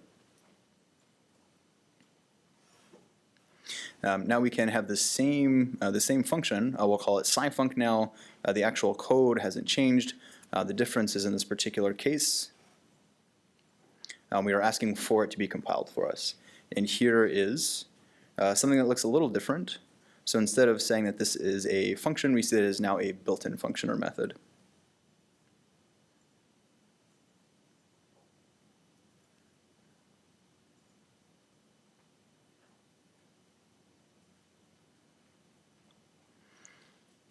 Now if we look at all of these special things that are attached, all those dunder attributes, to the pure Python function versus the compiled Cython function, one of the things that we see is that the attributes of the function, things like that closure attribute, things like the global objects we have access to inside of our function, things like the default values inside of that function, are no longer going to be available to us. So this is dynamic behavior that Python is supporting, but not Cython.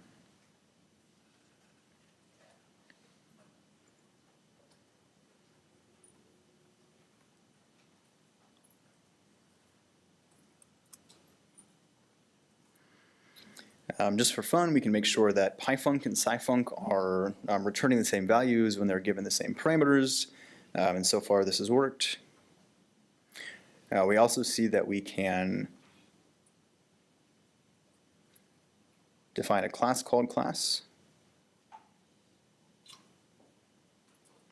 which is Swedish for class. It's just showing that no longer add works through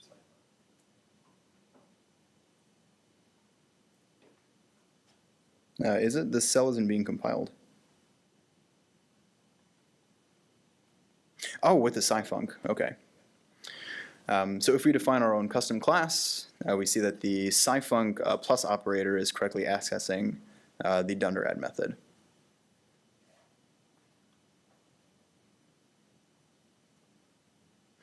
All right, so that was def, the Python function declaring keyword. We can move into the C function declaring keyword, and this is cdef. So the cdef keyword is how we're going to declare not just functions, but all of the kinds of objects we want to have available only at the C level, not have access to inside of Python. Now, there are a lot of reasons why you might want to have access to your objects limited to being at the C level. The key benefit is if you can push your code down to the C level and delay coming back up to Python until the last possible moment, you will not be incurring the costs of translating objects from C objects to Python objects, back to C objects, back to Python objects, which for one particular function call is not that heavy, but again, if you're doing that same function call many, many times in a row, that additional computational cost is really going to add up. So here in the cell, we are defining a C function. This will be a C native function called untyped. It's going to accept two arguments, A and B. It's going to return A plus B. We are going to define a typed version of that same function, which is going to accept two double precision floating point numbers. It's going to add them together, and then before returning the result, it's going to coerce it into an integer.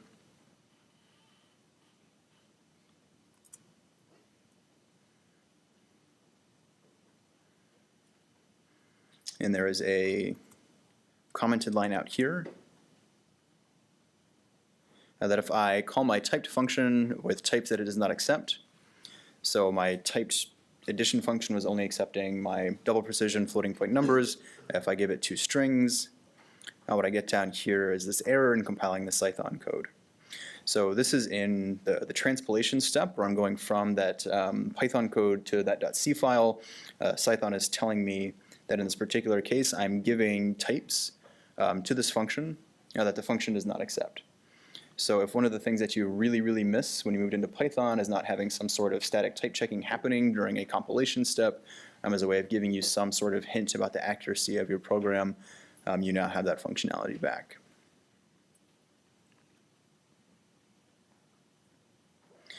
And again, once I define these objects with that cdef keyword, they are no longer available to me inside of Python. only inside of C.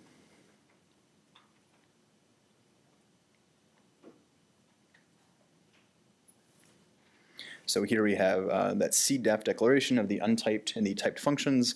When I try to call these directly from Python, we are unhappy.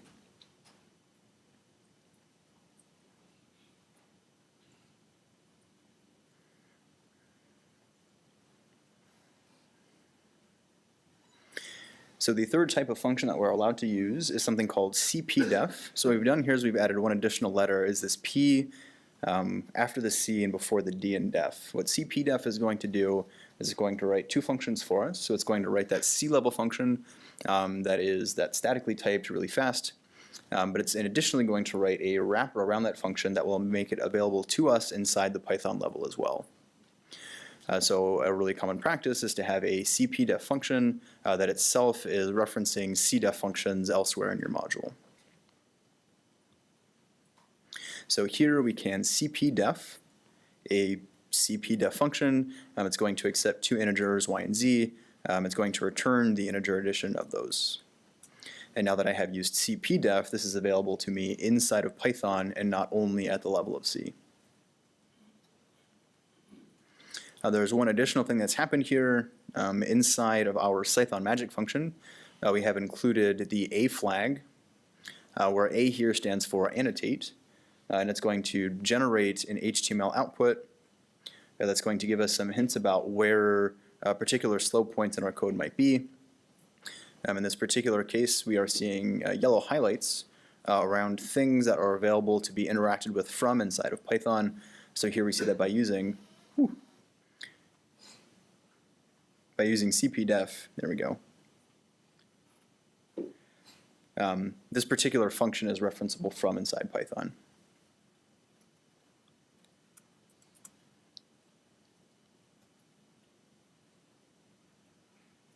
Now we have a pop quiz saying that given that a cpdef function is like a cdef function with the constraint of using only Python convertible types in its signature, what C types can we not use with a cpdef function? Once again, I'm not going to make you answer this or to put you on the spot, but anything that exists only inside the world of C, but not inside the world of Python is not going to work here, since these objects eventually have to be reconverted into a Python data type.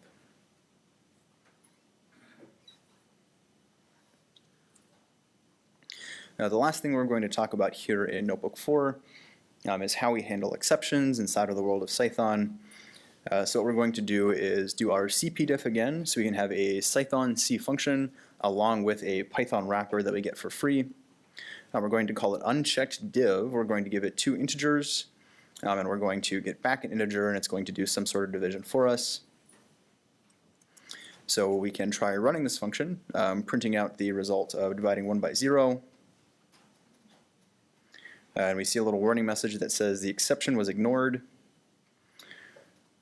One of the things that we know from the Zen of Python is that we should not ignore exceptions unless there is an explicit line somewhere saying that we want to ignore this exception. So this is probably not the behavior that we want. So what we can do is we can add this special except keyword to say that if there is some kind of an error, we would like to have that error raised up to the Python level. And here is the zero division error that we are used to having inside the world of Python when I do divide something by 0. And this is quite a long stack trace, so we are going to shorten you.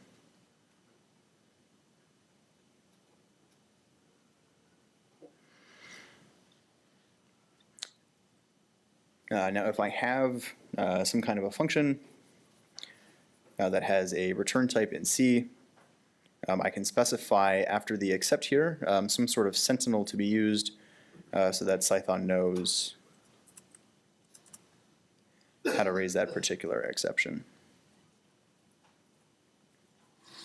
So in this notebook, we've seen that we have 3 ways of defining functions, one just for Python, one just for C, and one that gives us functions inside of C and inside of Python. Before we move on to Notebook 5, do we have questions about what we've just seen?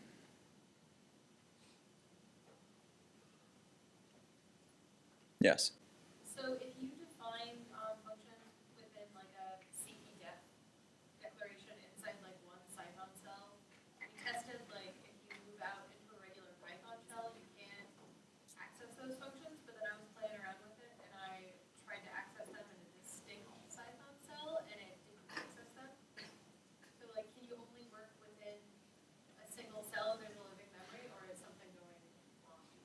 That's a really good question.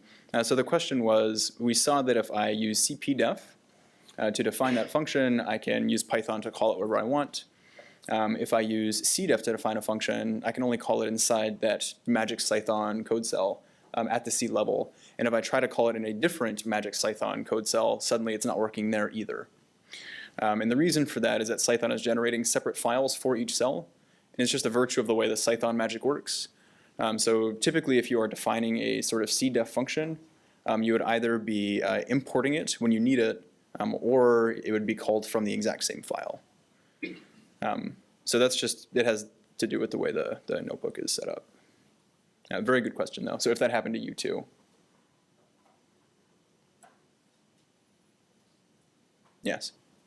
So when you have the exceptions, you have except star. Can you specify what exception you're going for? If you knew what exception you want to ignore, can you specify which exception that is? That's a terrific question. I actually do not know the answer to that. So the question was, here we are saying inside of my function, after the declaration, I'm saying, except if there is anything that goes wrong, I'd like to raise it. Am I allowed to specify that I only want to catch things like arithmetic errors? Sorry, that I only want to raise things that are arithmetic errors.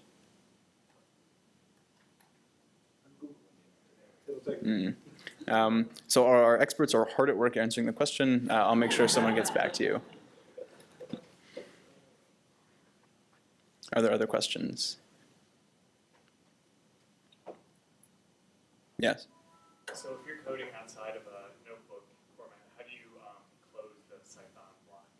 If you're looking at the %Cython, or would you never do that? So the question was, if I'm coding outside of a notebook, how do I close the Cython block? And the answer is that the Cython block is everything inside the .pyx file. So if there's something that you did not want to be compiled by Cython, it would need to be in just a normal .py file. So the Cython magic that we're using here is specific to IPython.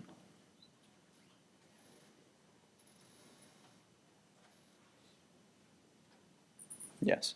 Are you going to show, or did you show, I don't think you did, how to actually run a short example outside of the notebook? Okay. Something at the end. I think the 11th one has it. I don't know if we get there. He has an example set up. So the question was, will we ever see an actual outside of a notebook, writing the .pyx file, transpiling it, compiling it, and then executing it? And the answer is that at the very end, if we get there, and if we don't get to do that today, like in the morning, you can always do it tonight for homework.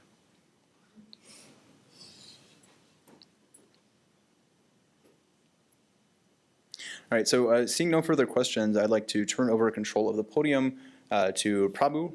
Prabhu is the director of Nthought India. He's going to be walking you through the rest of the notebooks because, frankly, we are coming close to the borders of my knowledge. So thank you for your attention, and welcome, Prabhu.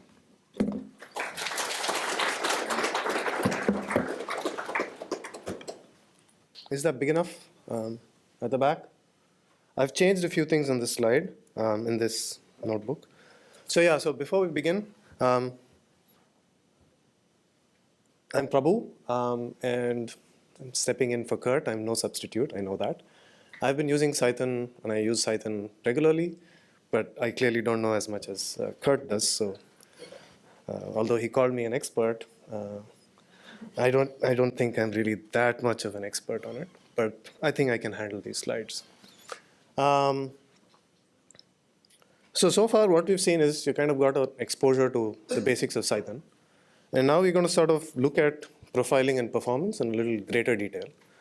So the way the fifth notebook is set up, it wasn't clear to me that, so all of you, do you all know about prun in Python?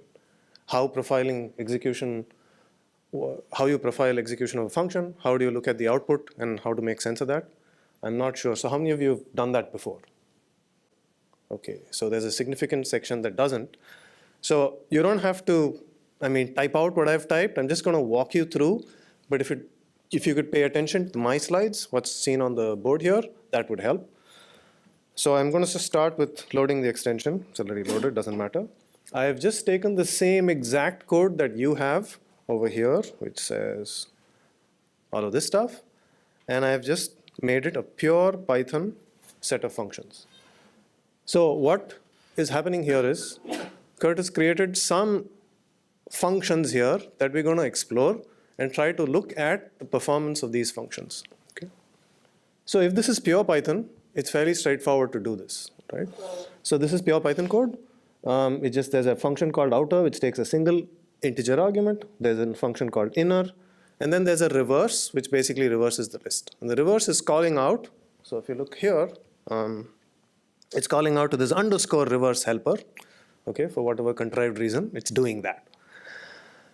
Now, so if I was just to say reverse of list range 10, it does what we want. It does what it says it's doing, right? It just reverses that list. Now, if I want to see what's slow and what's fast in this, in Python, and especially with an IPython notebook, you can do %prun.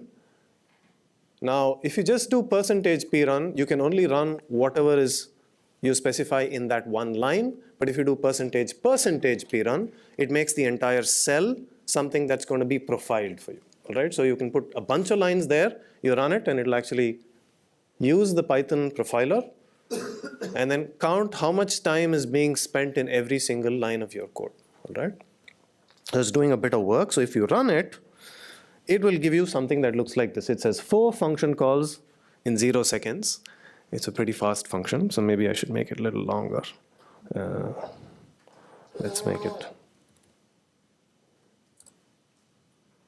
Okay, so that's taking a bit longer. So yeah, so 4 function calls in 2.118 seconds. It orders it by the internal time of execution. So what you're going to see here is the number of, so it'll basically list out each of the functions that were called, right? And it'll tell you how many times this function, which is some Cython magic.reverse, which was defined here, this function. It says it was called once. Then it's saying some function in string was called, okay? Then there's a built-in method, built-in's exec is being called, built-in method disable of ls profile, so something internal to the profiling system, all right? So what it's going to do is it's going to list out all of the functions. This is not very useful in this case. But when we look at the inner and outer example, that's going to do some computation. That's going to do something meaningful. All right? And then it basically will see how much time is being spent in inner, how much time is being spent in outer.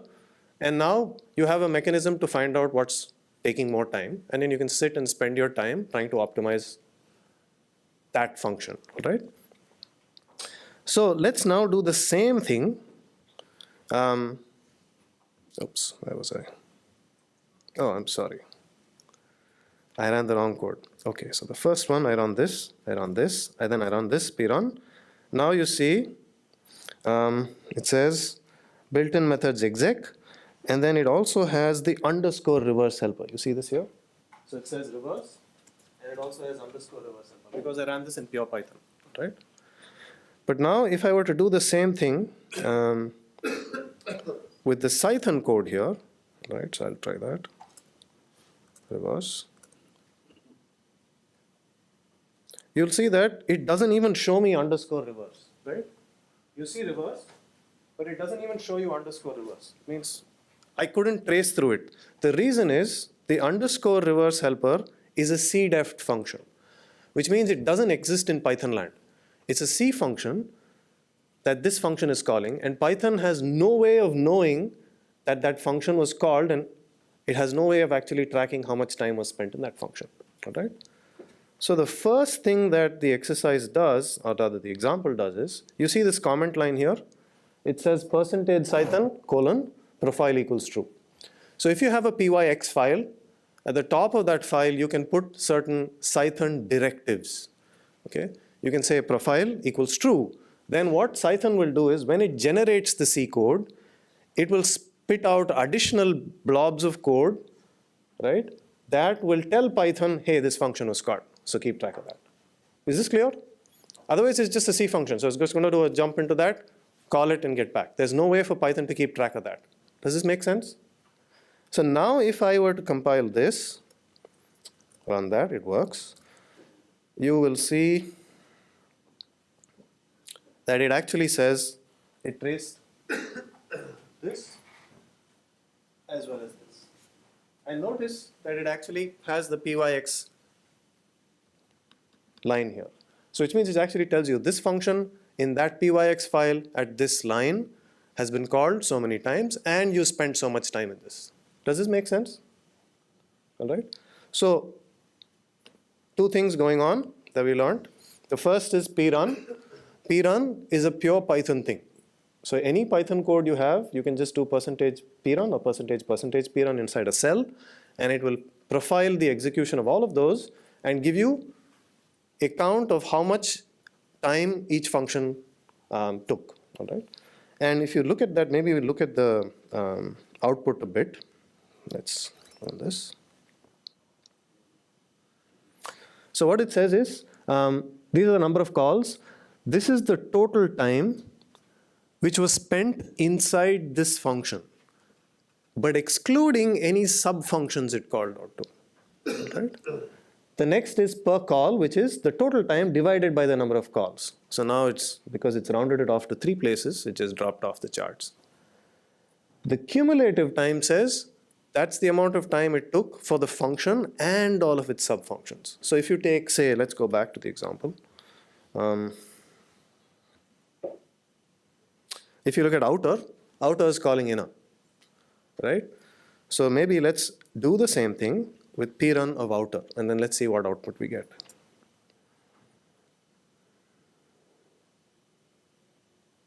All right.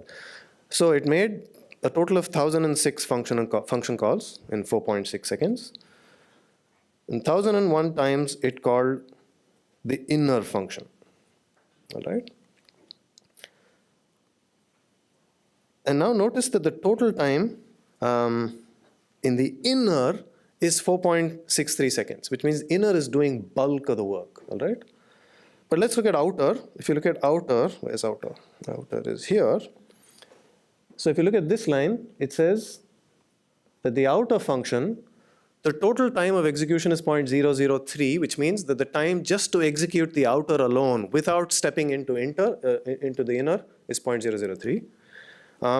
The cumulative time is 4.63, which means it adds up whatever function calls that go inside it. Does this make sense? So when you read it, you should be comfortable reading these columns, right?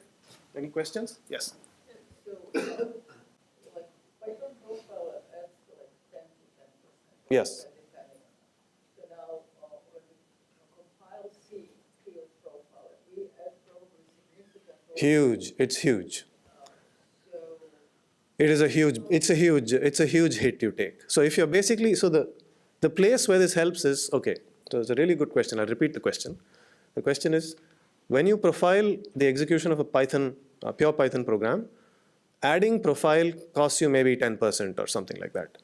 But if you're going to do that with Cython code, because the Python profiler is profiling it, isn't that going to add an impact? And the answer is yes. So supposing you took a function and you optimized it to Cython, you nicely annotated it and you generated high performance Cython code. And let's say the Cython function is like 100 times faster. All of the profiling stuff is done in Python, which means you're going to go back to your 1x version. You're going to be close to your old Python, may not be that bad, but you're going to get a significant penalty because you're profiling it from the Python side. So the question is, why on earth is this of any use? The reason this is useful is very often when you're profiling, let's say you have Cython code. If you can't even find out how much time your Cython code took, you can't profile it at all, at any level, right?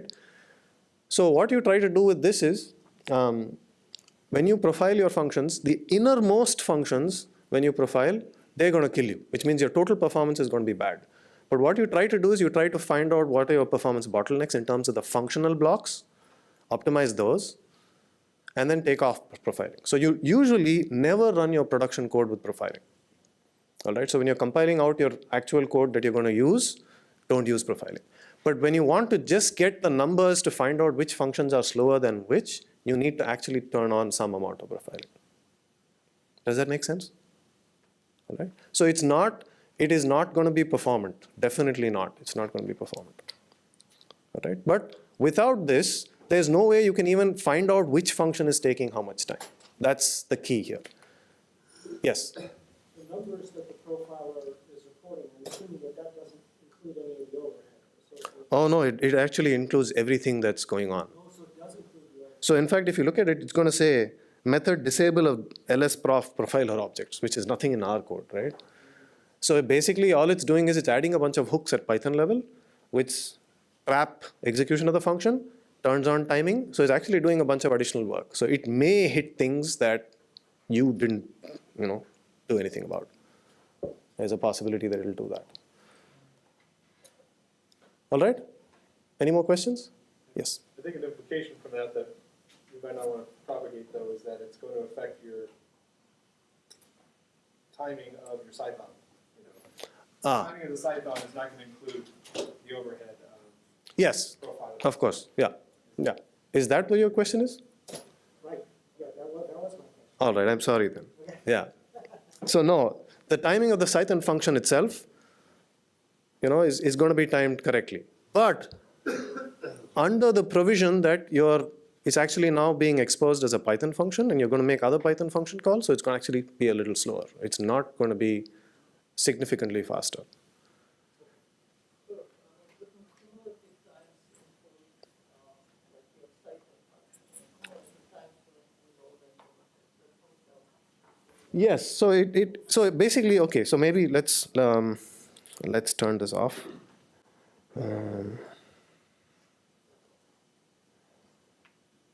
Where is my code? Okay. This font size is not.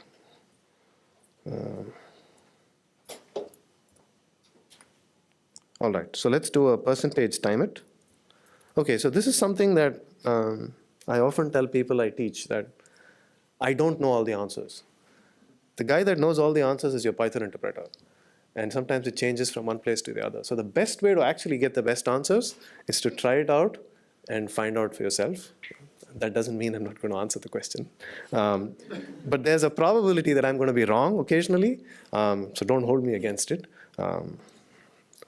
Okay, so let's just do a time it of, say, outer. Let's call it, say, 1,000. And that's going to take a bit. Maybe I shouldn't have done 1,000.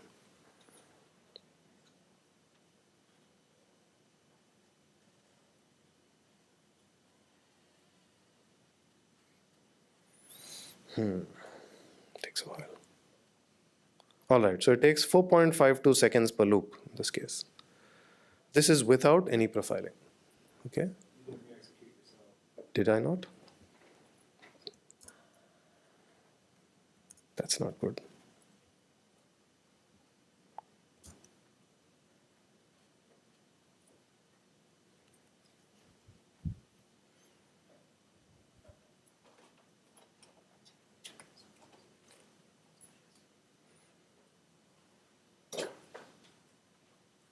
I should do 10,000. Okay, 4.42 seconds. So maybe I'll make it a little smaller so it doesn't take so long. All right. So 44.3 milliseconds for 1,000. And let's now do it with profiling. And where are we? I should re-execute this. And then come back here.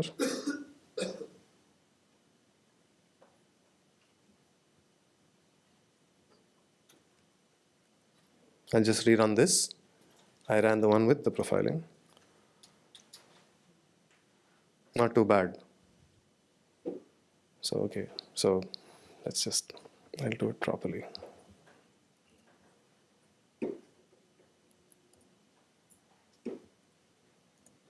I'll do it step by step. So, okay, we do that. We do this. On that. Okay, 41.8 milliseconds. On that. 42.3. So there is a change, but it's small. It's not too big. Sometimes the hit can be much larger, all right, depending on what you're doing. Because basically what happens is, now this, every time reverse helper is called, it has to check, update, record that, all right? But it does take a small hit. So yes, your numbers will change a little bit, but hopefully by not too much. Right, but the key point is, now with the profiled function, with the profiled variant, all of these cdef functions are also in my profile, which means I actually know how much time that function is taking to execute, all right? Which is nice. So now I can actually profile and find out which sections of my code are going to be slow and actually optimize them. Now, the second thing you can do, obviously, which Dillon has already covered, is looking at the annotations. So now if we do that, Cython -a, it does two things for us. It generates this HTML blob, which you can inspect and look at which functions are slow and which functions are fast. I don't think you didn't spend too much time on the nature of the HTML, right? All right, so I'll spend a little time on that. So the idea here is, hang on, is twofold. The first is you can use prun, but if you want to use prun, you need to know how to make sure all of these functions that you're measuring are profiled. So you need to turn on this. You need to turn on Cython profile is equal to true. Otherwise, those functions will not even show up in your profile, right? The second part is, when you do Cython -a, it does two things, as I said. The first is it generates this HTML, which gives you a representation of which lines it thinks are likely to be slow, which lines it thinks are really optimized. Using a comment, and then it also generates the extension so that you can call the function, all right? But if you were to do this on the command prompt, you can say Cython something.pyx. If you do Cython -a, it's just going to generate the C file, as well as it generates an HTML file. That HTML file you can again inspect separately. So supposing you have a pyx file, you want to see, I want to look at the annotation, I want to look at this HTML. If you do Cython -a file.pyx, it will generate file.html sitting next to the C and the pyx files, and you can open that up and you'll get exactly the same thing. So in this cell magic, it basically does both of those together, compiles it, generates the extension for you, and shows you the HTML representation here. So it's kind of convenient. So let's go over this HTML, and then we'll try and look at what's going on. So the first thing it says is, this function is slow. So anything that looks more yellow is slow. If it's white, that's a good line of code, all right? So from here you see that the def outer is not it's a slow function because it's not cpdef, which means it's not a C function, all right? So it's a Python function, which means it has all of the overhead of calling a Python function, all right? So that's number one. So if you click on this plus or anywhere on that line, it will actually show you the Python code the C code that's generated from that line of Cython. And you can see that there's a lot of crummy code here, and it goes on and on and on, okay? So that's the amount of C code generated by this line. But then more interesting is the next line, which is white. If you click that, doesn't look too bad. The variable names look a bit messy. So you see under pyx t1, that's some temporary variable, pyx vn. So usually when you see pyx underscore v, it's some variable that you've defined, and the last character or the last set of characters will be your actual variable. So pyx vn is this n here, right? So where is this defined? Well, you'll have to look here, and you'll see pyx vn is defined here as an integer, right? Because you declared it as an integer.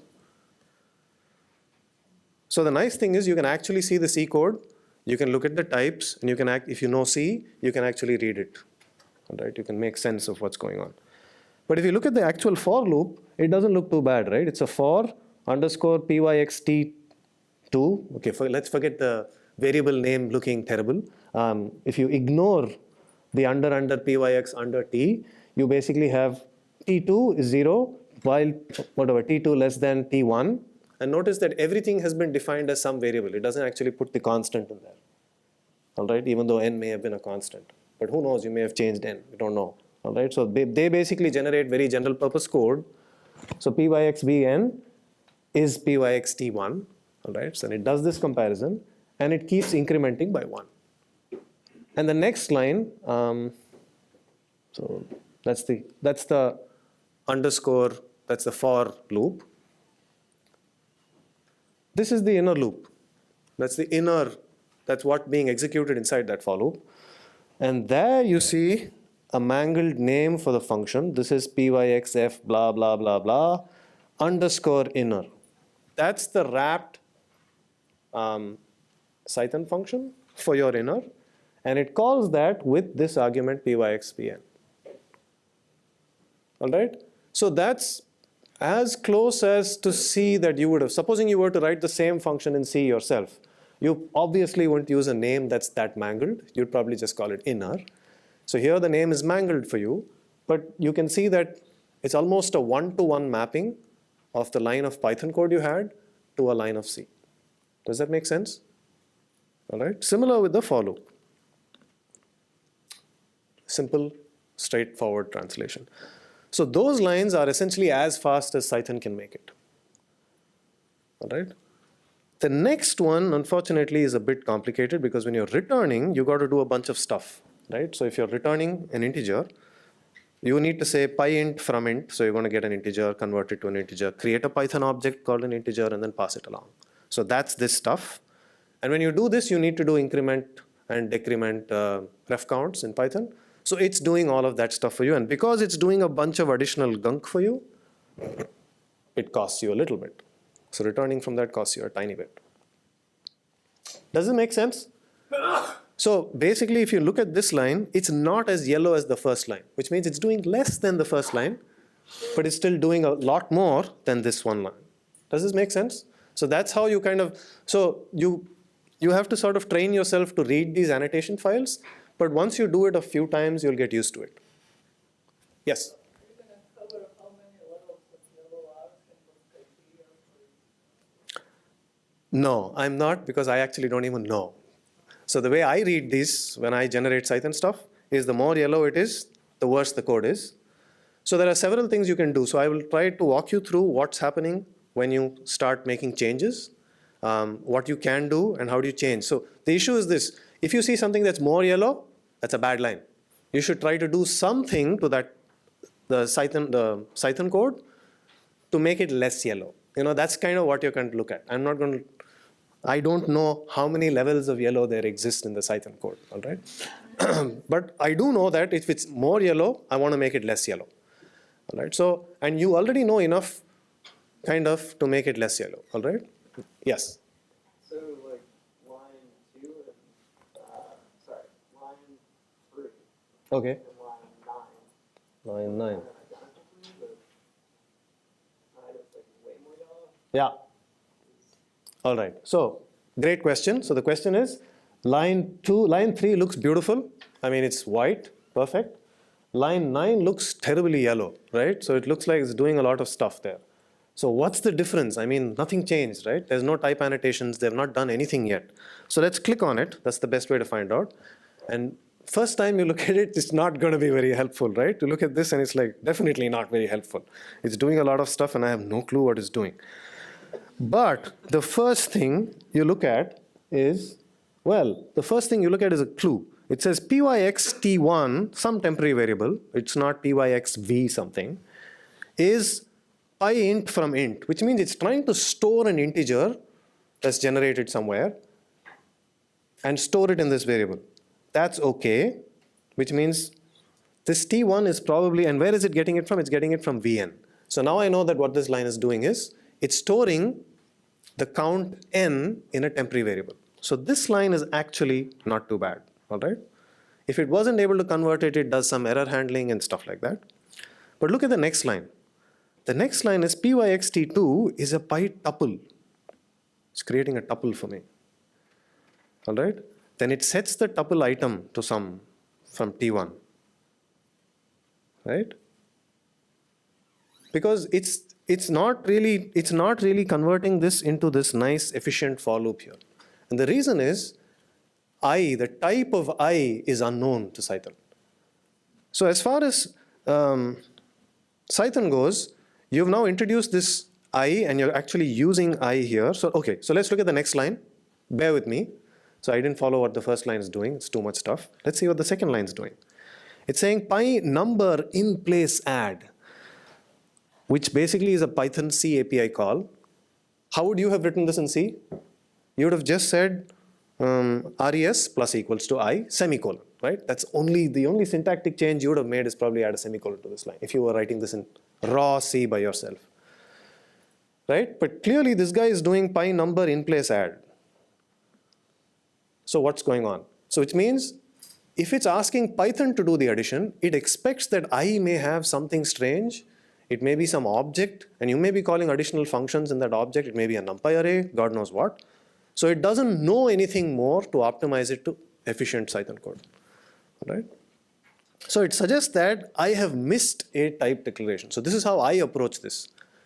The way I look at this is I look at this code and say, wait a minute, it's starting to do a bunch of Python functions like this, just to do an addition, just to do an in-place addition. That's a dead sign to you that you've missed a type declaration somewhere. So what have we missed in this case? Well, we didn't declare anything. We don't know what res is.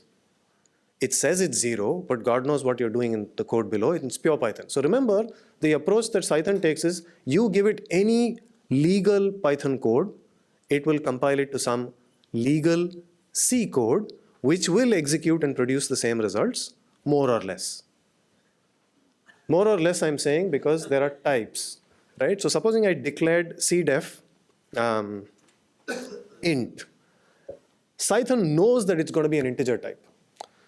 Now, if I did some floating point arithmetic inside and returned that, you don't have to worry about this in Python, right? Because I take an int and I just make it as large as I want, it's not going to overflow, no matter what I do to it. It's just going to take a longer time to execute. C does not do that. So you're going to get side effects in C code that you have not seen in your Python code.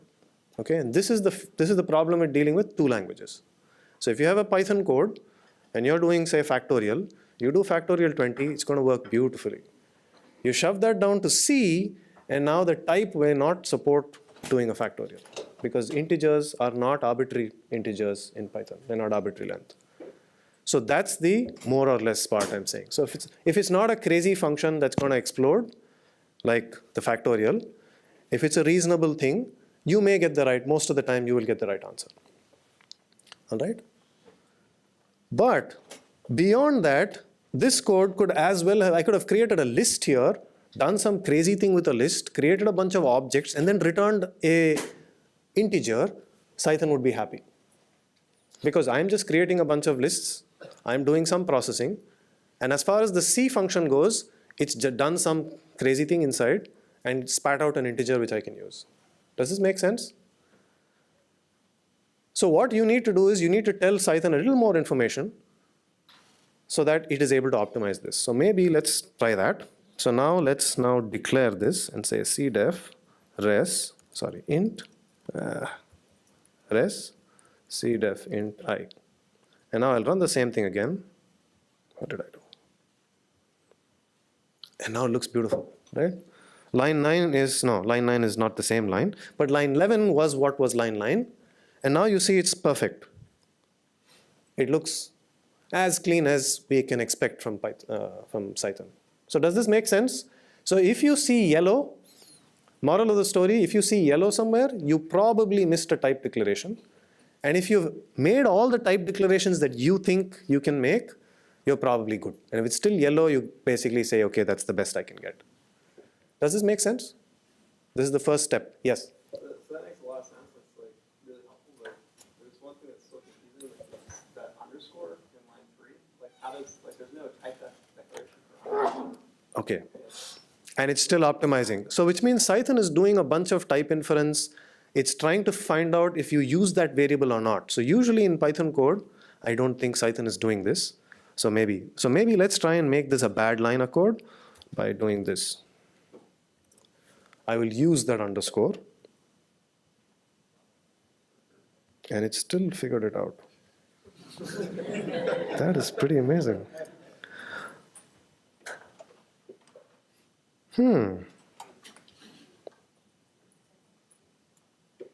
Cython's awesome.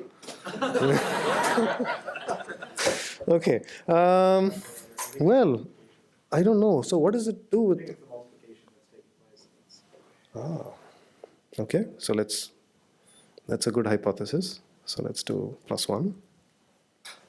Now that might. Yeah, there you go. The expert's there. All right. Yeah. So. Yeah, general rule is that if you're going up on the board, you become an idiot. So I'm definitely, by definition, I'm not the expert. So, okay, so you have the answer. So I didn't do anything special with this. All I did was add a 1 plus 1 here. I didn't follow pip 8, but. So now you see immediately what it's saying add ob c. Sorry.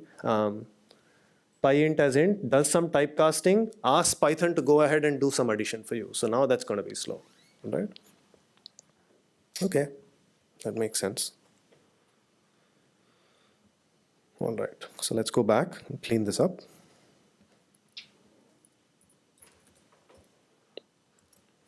All right, so the main takeaway here is if you see a yellow line, that's a slow line, and you should try and optimize it. All right.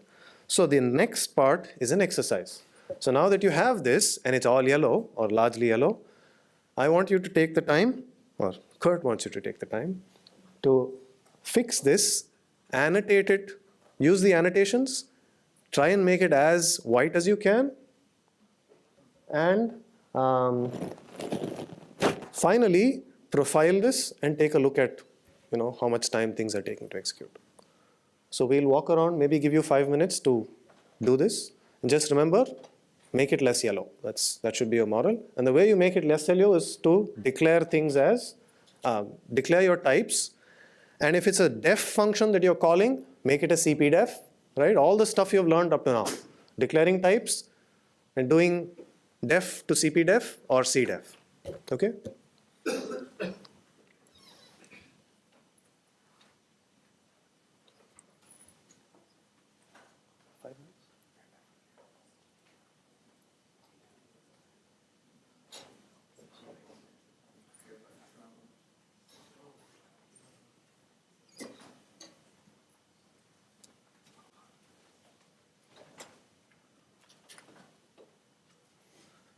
So I've been reminded that we don't have a lot of time. But I don't think you're going to get much out of stuff unless you do a little bit of this. I think it's worth spending 2-3 minutes. So you want to try? Is that okay? 2-3 minutes. Try to get this to be less yellow. And in the meantime, I will answer any questions you may have.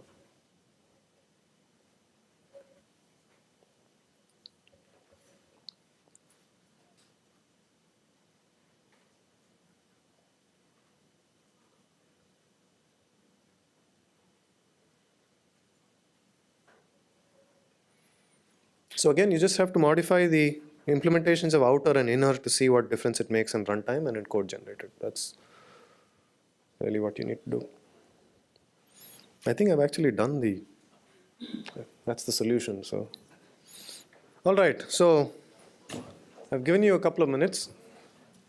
I'm not as nice an instructor as Dillon is, because if you don't ask me questions, I will not hesitate to ask you questions. So, any questions? No questions. You leave me no choice. Yes, thank you. I added all the type declaration and I got it less yellow, but when I use cpdef, Okay. it gets very yellow. What's going on? If you use cpdef, so where did you use cpdef? For Inner? inner. Well, for both inner or. Yes, okay, so great question. So his question is, so let me follow what he's doing. I have my code was, this guy is nice and white, as in, so there's no yellow here, he's very efficient. So I'm gonna now make this cdef as cpdef, and then see what happens. And there you go. So notice that when I make it cpdef, it makes that line a little yellow, right? The reason is, it's a really good question because it helps to know that when you define something as cpdef, it is not a pure C function, which means it still has to be a Python-like function, which means it's returning something that's like a Python thing. Now, internally, if you're calling a cpdef, Cython may be smart enough to call the C variant, but it still has to declare the code to make it a legal Python function, and that's the reason you see it as yellow. All right? And sometimes if this is hurting you in your performance and your profiling numbers, try your best to make it a cdef function. So the idea here is when you're really wanting to push your performance, you move as much as you can to C. Okay? That's kind of where you're trying to go. Move it as much as you can to native C as you can, but using the convenience of doing it with Cython so that you don't have to write all the boilerplate gunk code that you have to write with C. All right? And just by changing a single character, you can make it also accessible with Python. So that's the nice thing that Cython allows you to do. All right, does that answer your question? All right, great. So, yeah, so since no one asked me questions, so how would I make the outer any faster? So look at this, outer is still dirty. Can I make it faster? Yeah, so first thing, well, a problem, it's okay, great. So somebody said cdef, and if I do cdef, the problem is I cannot call it from Python. CPDef? So the only choice I have is cpdef. So if I do cpdef, it probably should make it slightly less yellow. I don't know if it did make it slightly less or slightly more, but yeah, it should be a little better, because if I were to call this outer function from another Cython defined function in this, it would probably be a lot more efficient. And this I leave as homework exercise for you. All right? Yes, please. You can specify the type of the return value. Very good. So that's the next nice thing we can do, is we could say int. It still didn't make it, doesn't visually look to me less yellow. But yes, if this were to be used again inside Cython, you may not see as many performance gains. So if someone was trying to call this outer, so let's say you added another function saying def outer, and then you just say return outer, then, right? So if I did this, every time I call outer, maybe I put this in a loop, you would find that outer is actually not as fast as you would have expected. Again, because you forgot to declare the return value. So these are things that we make mistakes, right? So I'm really happy he brought that up. So sometimes you think you've done something right, but you've not quite done it right because you're calling it from Python. And sometimes it's good to go all the way down to a cdef, because then it will bomb if you do not declare. So if I do cdef and I do not, so let's do this. This will not compile, I imagine. Oh, it did. Cython's more awesome than I thought. Okay. But still, it's a little more yellow than it was, if you remember. So now it's aha. So we have a problem here. So now this guy is not returning a integer, he's now returning a Py object. It's saying static Py object star blah blah blah inner takes an integer. All right. So let me change this and make this cdef int inner. And now let's see what it does. Let's look at the code. Static int. All right. So it returns an integer and not a Python object. Does this make sense? So if I did not declare the return type, by default, it will assume that it's going to return a Python object. And if you're going to add 2 Python objects, it's going to be ridiculously slow. All right? But if you're going to add 2 integers, it's going to be incredibly fast because it's as fast as C can make it. Does this make sense? So once again, this just shows you that looking at this code, and if you have a basic understanding of C, this should help you. All right? Is this clear? Does that answer your question, Philip? Okay, great. Okay. So shall we move on to the next? I hope this has given you a flavor of what you typically do. And this is really what we end up doing when you write Cython code. You write it, you annotate it, you look at the HTML, look at all the yellow stuff, make sure you've removed as much of the yellow as you can, by adding type declarations and making sure you define your functions carefully. Yes? Do you have any hints on, so it doesn't say that we're all about like integers, and so we can make them pure like C integers. On the next one, the list reverse one, we're still dealing with Python objects, we can't do that. Yeah. Is there any way to get better than that? Very good question. So, not really. So if you still want Python objects, you're going to take a hit. So there are two things that you need to generally avoid. You don't want to create a heck of a lot of Python objects. So if you have any code anywhere, supposing you're doing a large, something that's executing for a long time, if you're generating a huge number of Python objects, and sometimes this happens even without you knowing it, because if you're generating temporaries, it's going to generate Python objects. That is very slow, can be very slow. So usually where you use Cython is you profile your code and you find out which functions are the slowest. So if you're passing a list to that function and you write your code out using the list and iterating over the list, getting items out of that list will be slow. But if you know the types and you typecast them and you do the correct C code, that part can be made very fast. So if you write a simple sum function, for example, which takes a list, and you're sure that all the types inside that list are integers, you can actually write pretty fast code with Cython. But if you have to create and return Python types, you're kind of out of luck. You have to create it. So the way out of this is you go one level below. So if you want to create a list, you don't want to create a list, but you want to create something more low level in C, you allocate memory in C, which means it comes with all of its attendant problems. So you have to make sure you allocate memory, you free memory, all of that stuff you need to take care of. So now you're back in C land. So you need to make sure you do all of the due diligence there, but you can do that as well. So usually that's what's done. Either you use, say, if you're using C++, you can use the STL, create a vector, and do arithmetic on that. If you're using NumPy though, there's cool tricks that you can play. And that's what we'll be looking at in the next session. All right? Shall we move on? I assume the silence means I can.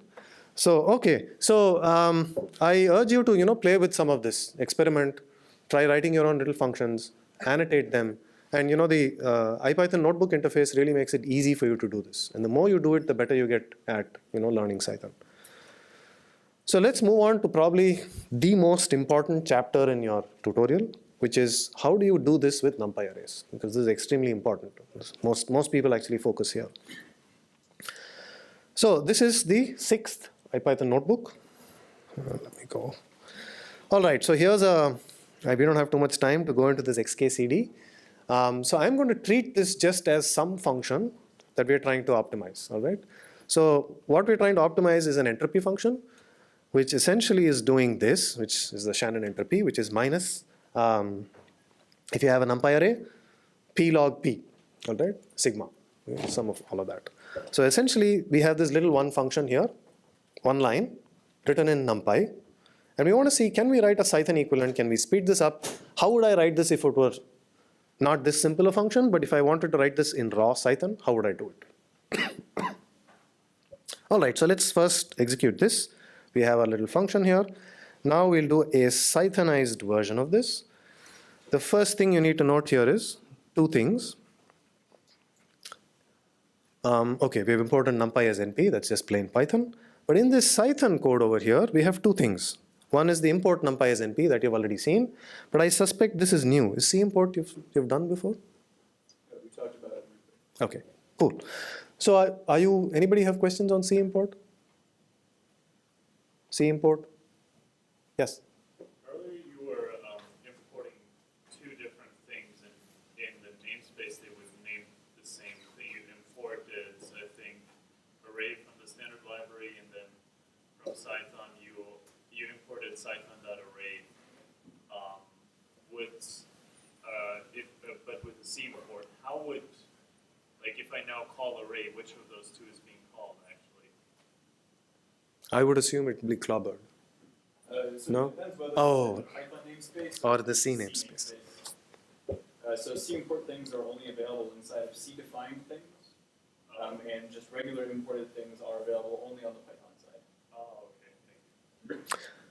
All right, so here in this example, you see import NumPy as NP. That's a Python namespace import. This guy is a C import, so CNP is in the C namespace.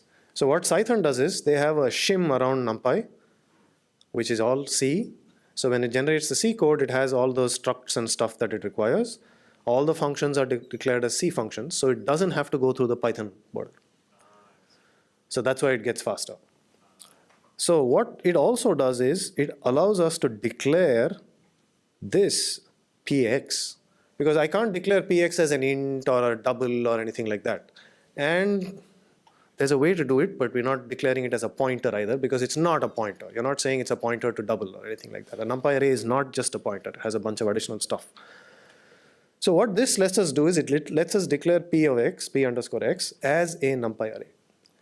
However, it doesn't say anything more about it. It says it's a NumPy array. It doesn't give us type information. So it's still not going to really be super fast. It's probably going to be just as fast as the NumPy version, maybe even slower. So if you look at this, again, yellow lines hint that it's slow. It's Python stuff. So if you look at this, it's doing a lot of stuff. I don't even want to look at it, so close it. What about this one? Again, so this is kind of doing a bunch of stuff. Python function call. Where the hell is it doing anything? Yeah, so this is a mess, right? This is not very helpful. But it tells you that it's not really a very good line of code, because it's actually calling out to Python, because I'm saying np.sum. np.sum is a Python function. So as far as Cython goes, it has no clue. It doesn't know any type information, because np.sum does not declare its types, doesn't have any more information than that. So, okay.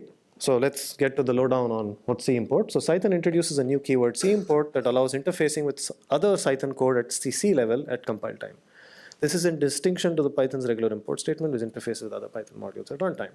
So the statement C-import as C and P allows Cython to interface with NumPy arrays at the C level at compile time for improved performance. The import statement causes the Cython compiler to look for a numpy.pxd. All right, this is important. So somewhere down in your installation, Cython, when you install pip install or conda install or whatever, there's a directory it has called includes deep inside the Cython package. You will see an includes, I think IE capitals, and there you will find a bunch of libraries. And all of these libraries will be .pxd.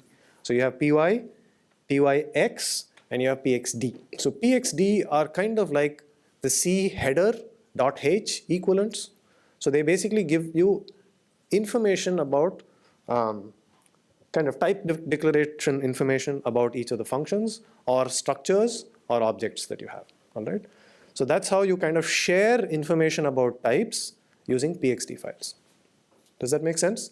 So if you have a pyx file, all of the declarations in that pyx file are local to that pyx file. But if you make it a pxd file, you can kind of include it in other.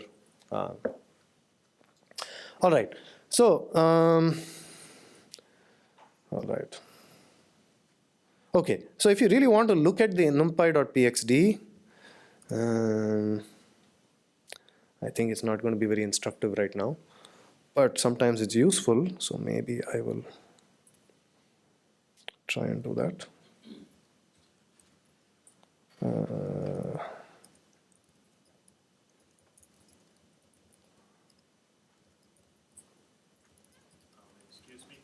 I will. I'm doing this on purpose so that you don't have to see the. Okay, maybe I can. All right. Yeah, I just did this. I just did Cython file that shows me that it's installed somewhere here. So now I cut paste this and get out of this and this includes. Yes. So NumPy init.pxd, and there you go. So this is all Cython code. So if you want to learn more Cython, this is a good way to do it. Go look at their declarations. How do they declare a bunch of variables? How do they include stuff from header files? How do they declare types? And so it basically has a lot of information about structures and stuff in NumPy, different types, like the complex types. And it also declares all these functions here, PyArray data, NDArray, so on and so forth. So when you actually when you look at the C code that's generated, it's actually using these declarations and substituting them there with the appropriate header files. So for example, if you look at PyArray and dim, so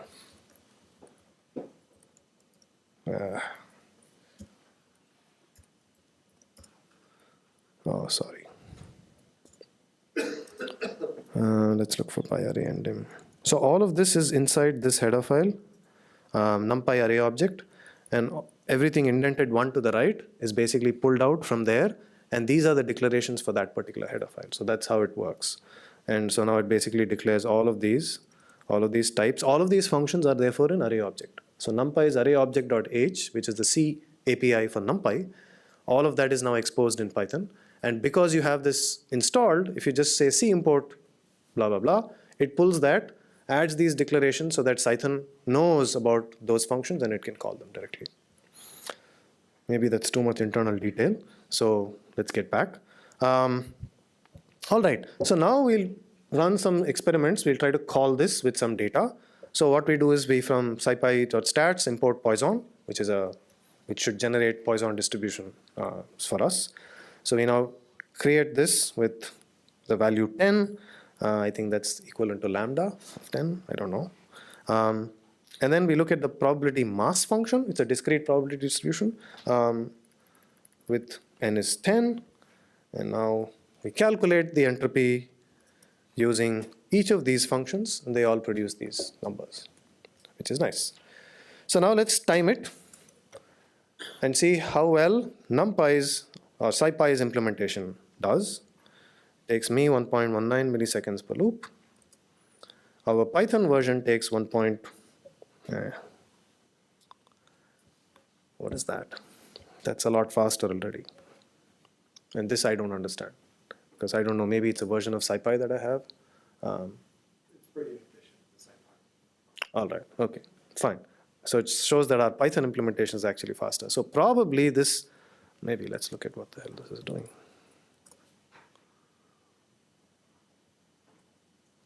Okay, so it's doing dist.entropy, and I don't know what it's doing. That's looking at dist infrastructure. So I'm not going to look closer.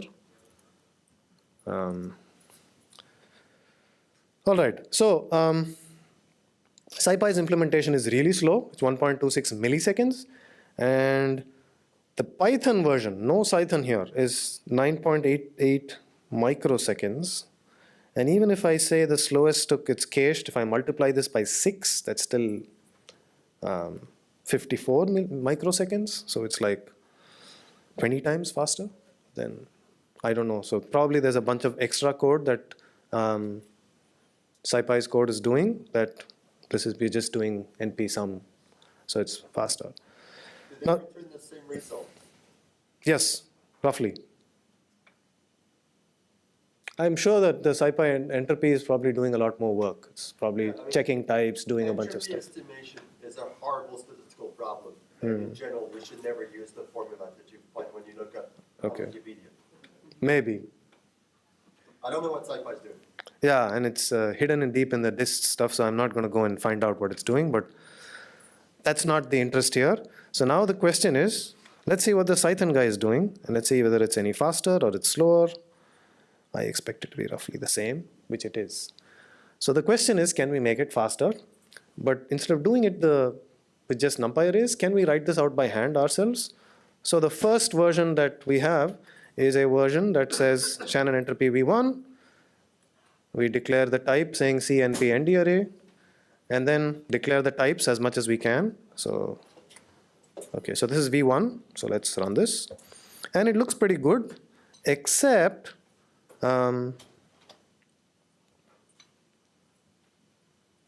this guy. This guy looks terrible. I don't like it, and I don't want to look at it. So what do we do? But let's see what we got from this, because we've done some optimization, and it's now 26.2, but it doesn't say something was cached anymore. So if I may be allowed to multiply 6 into 10, that's 60, maybe it's okay for me to say we got a 2x performance improvement by just declaring some of the outer types. Maybe, all right, the best case. All right, so the first thing that's different in this is this strange little function here from libc.math c import log as clog. So what is this doing? So if I just did from math import log and called that, you have to remember that maths log is a Python function. Even though maths log is a Python function that internally calls a C function, it's still a Python function as far as Cython is concerned. And so if you just did that, it'll be terribly slow. So maybe let's try that. I'm going to do this. From math import log as clog, okay. And then run this. That's 37.8 microseconds. So it added another 10 microseconds because it's a Python function, all right? So it's not terrible, but it's worse than doing this,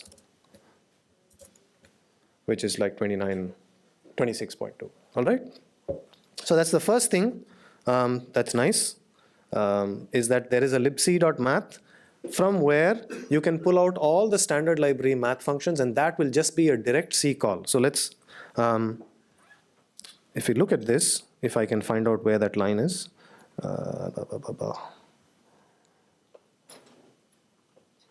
Looks like I can't.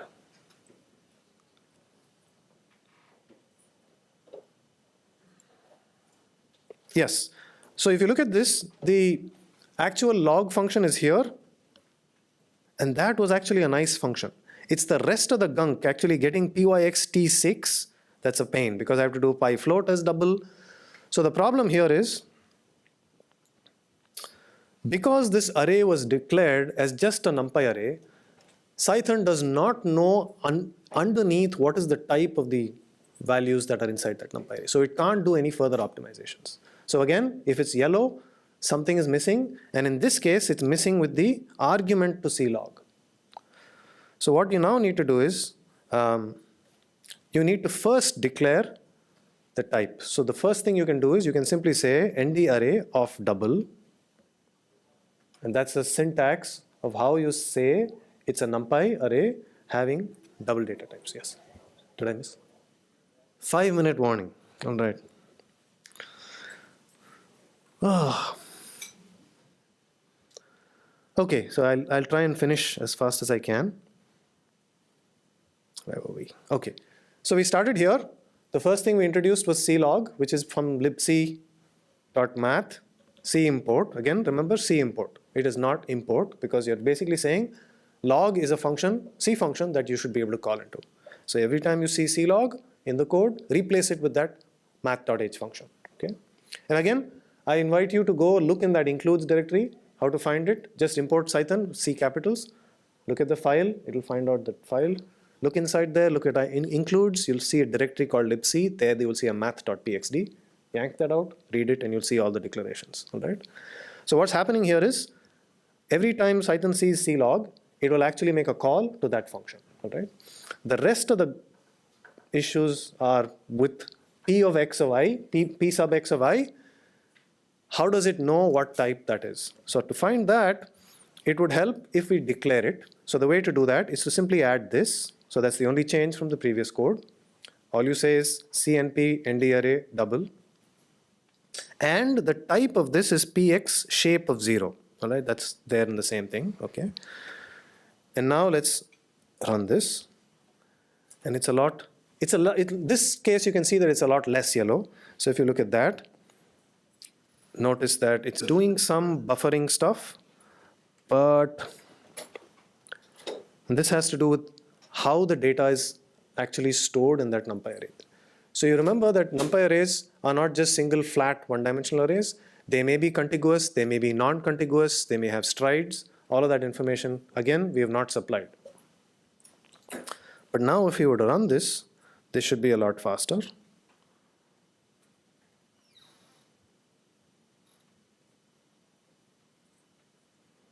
And it's 1.6 microseconds, so it's about 8 times faster, right? Okay, the final thing, I think here, okay, there's memory views, is turning off bounds checking. So one of the things, if you look at this code, hang on, is it's going to be checking if you are indexing beyond the range of valid values, all right?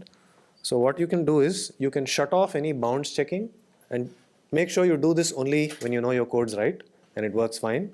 Otherwise, you'll start getting seg faults. Your ordinary, nice, well-behaved Python code will suddenly start giving you seg faults and blowing up your Python interpreter. So beware of doing this. But if you do it, it looks lovely. It's white, right? Because essentially it doesn't have to do all of that additional type checking. And this version will probably be even faster, I hope. Marginally. No. It's only marginally faster. All right. Okay, so we have 1 minute. So instead of going on and on about this, I think I should stop here. So what I will do is I will give you a quick overview in 1 minute of the remaining 6 notebooks. I'll try and do that. So what this goes on to do is, so now I think you have some exposure to using Cython and the general idea. So the general idea, I think the mental model you need to have is Cython allows you to sort of mix C and Python in a Python-friendly syntax. So you can start with straight-out Python code, annotate it a bit, and get some performance. But the more performance you need to push more stuff down into C. And the annotation support that they have is a useful way for you to get from Python to C and find out where your stuff is slow. The next part of this same notebook introduces a syntax that's more general purpose. It says something about something called memory views. So instead of saying NumPy array, you can just say double bracket : and that basically says it is some buffer type which is of double, which means it doesn't necessarily even have to be a NumPy array. It could be just a standard Python array data type and it will work. All right. So the nice thing is it makes the syntax a little easier and it will generate efficient code. So this sort of will introduce you how to use memory views, and so you can start writing your code using memory views. And the nice thing is, if you use the memory view syntax, you can pass it in NumPy array, and it will work transparently. All right, so this is something that you will see in this.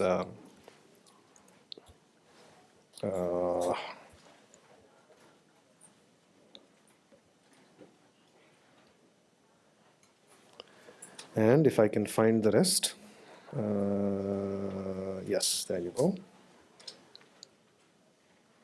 All right, the next notebook, 7. So if you can give me 2 minutes, I will finish this. Basically takes an exercise, looks at a Pandas data frame and tries to do some processing with it. And the moral of the story is, again, so don't get fooled into thinking that you're going to generate Pandas in Cython. No, what he does is he takes the Pandas problem, reduces it to a NumPy problem, and then uses all of the stuff that you've learned to optimize that and get performance from the Cython code, all right? And you can get significant performance, you know. Then he moves on to extension types, which is really important, but it again builds on similar syntax that you've seen up to now. So it's not completely alien to you. It's something reasonably similar to what you've done, but now it's talking about extension types, which means you can create a class in, where is this? So you can create a class. So he basically takes up an example of a random number generator, creates a class for it, does it in pure Python, translates that to Cython, and then shows you how you can optimize that code to get good performance and generate appropriate C code. All right, so this is really useful because what this lets you do is create Python objects, which are all implemented in Cython, which means you get all of the methods of that object will be implemented in C, which gives you like really good performance. And then he goes on to look at a PyMC based example. Again, you don't need to know MCMC. He's basically using that as a problem to motivate how to do this. And then again takes that, tries to bring it down from a pure Python implementation, bring it down to Cython, and work through that and actually get performance. Okay. And the last one is Cython MC, taking it to 11. The idea here is he converts this into a standalone example. So the way in which that works is fairly simple. You create a pyx file with your Cython code, and then you need to create this setup.py, which is how Python's packaging stuff works. And there you need to spell out saying that's the file, these are the dependencies or whatever. Or if it's a simple single Cython file, you can just say from Cython import extension, or Cython.distutils import extension. Instead of using standard distutils extension, you just use Cython's extension, and then write your setup.py. He has a template that you can use, and then run python setup.py. It will compile your Python file, your Cython pyx file, into a C file, and then into a module. All the stuff that your NumPy, your IPython notebook has been doing, it will do explicitly on the background for you, and create a module that you can use, that you can also ship with your code. Which means if you're creating a package, you can supply this, and when they run Python setup.py install or whatever, it will compile it, build it, install it in the right place. And then you can use it just like any other Python module. So that's the full rundown. And I think you should be able to go back and work through all of this and get a reasonable idea of what's going on. Okay, so that's the best we could do in the absence of Kurt. He will be back later this week, right? We don't know. Okay, so if he is, you can ask him all the difficult questions. But we will be around, and anything that we can help you with, we'll be happy to explain. Thank you all.